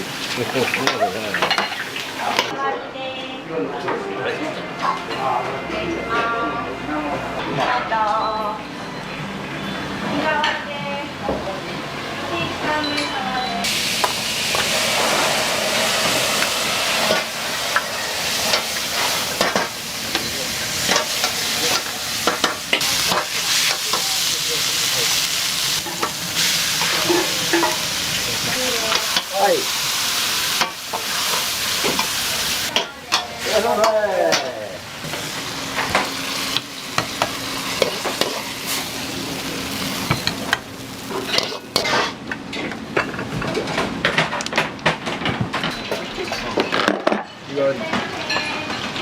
らっしゃいませ。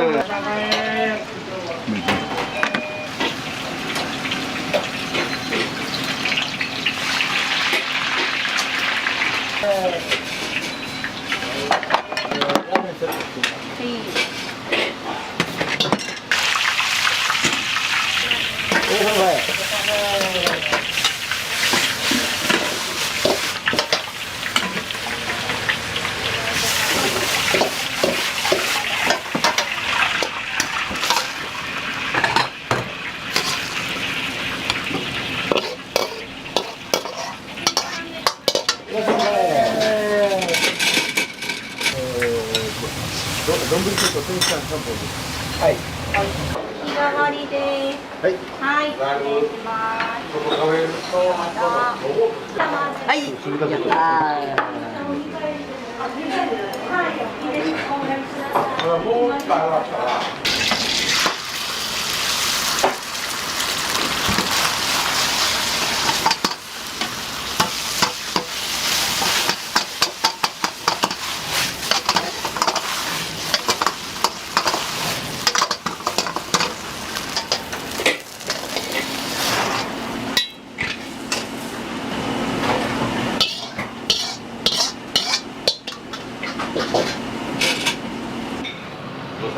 はい、ありがとうございます。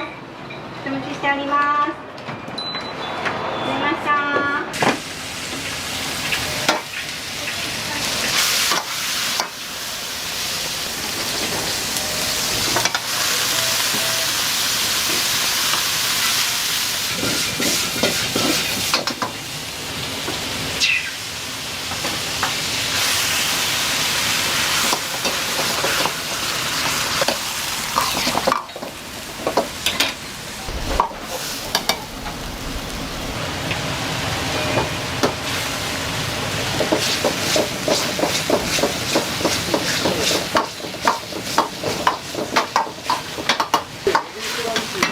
はい。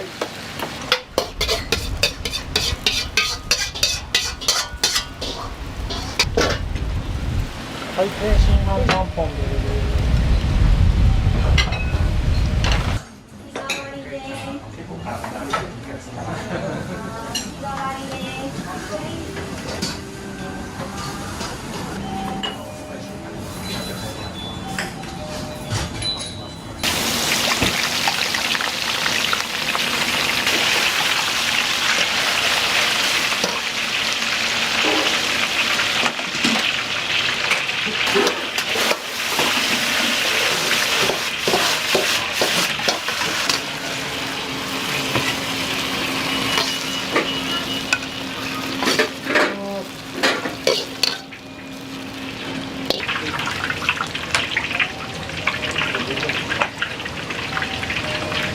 これはね、レディースランチって言いまして、エビマヨとエビ春巻きと酢豚とチャーハンのセットです。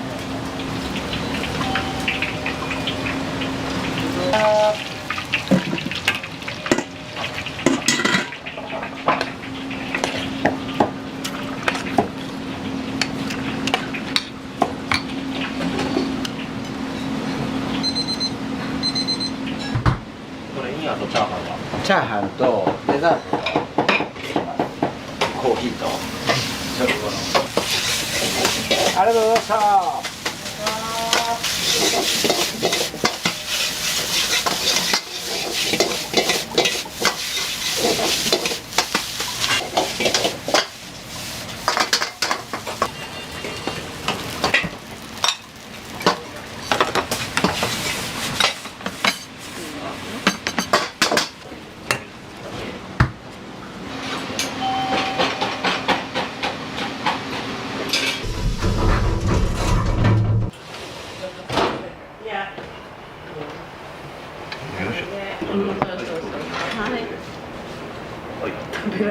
食べにくい。よいしょ。はい、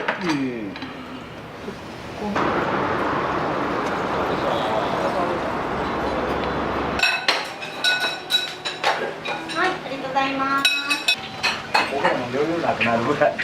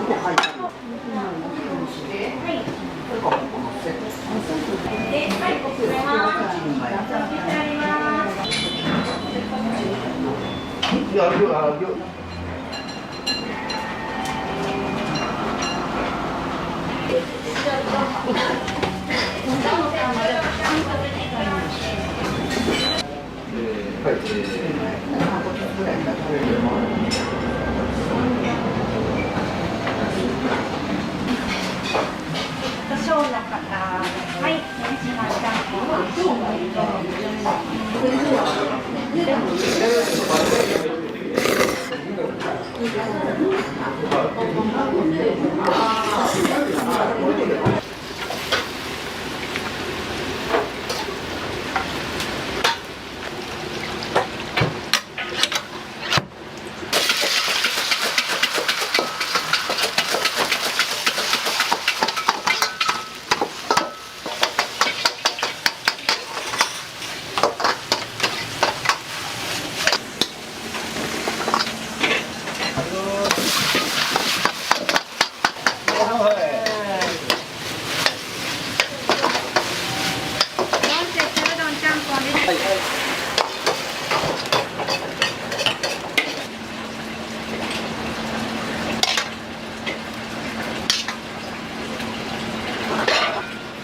提案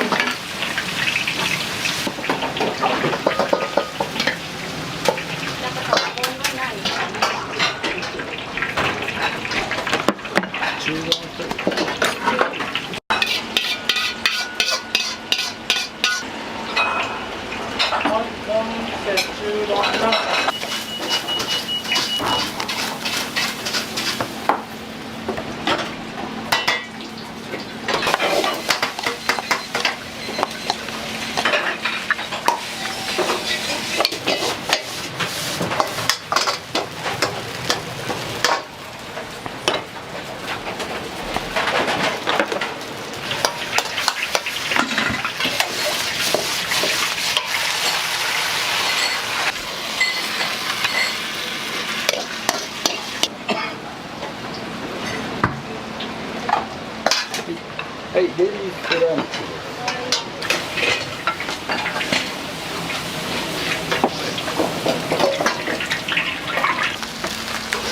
ありがとうございました。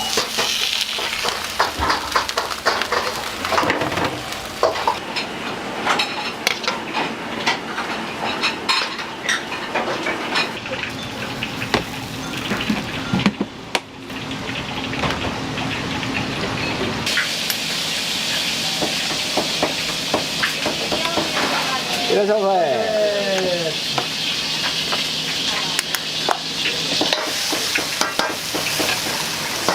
いらっしゃいませ。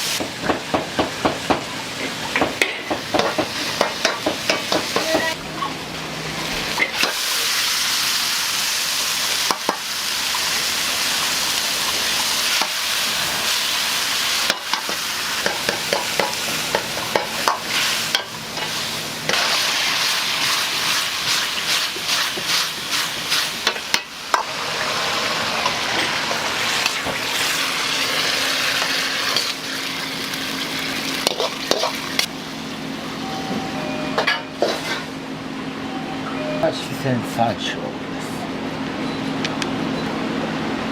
はい。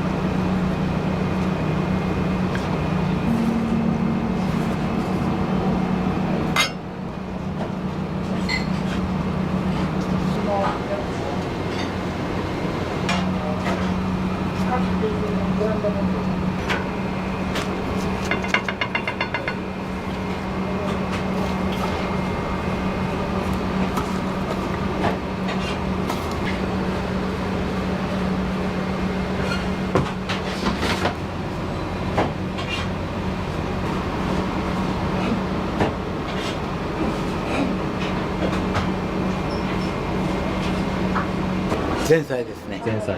はい、一品目にこれが、はい、出ます。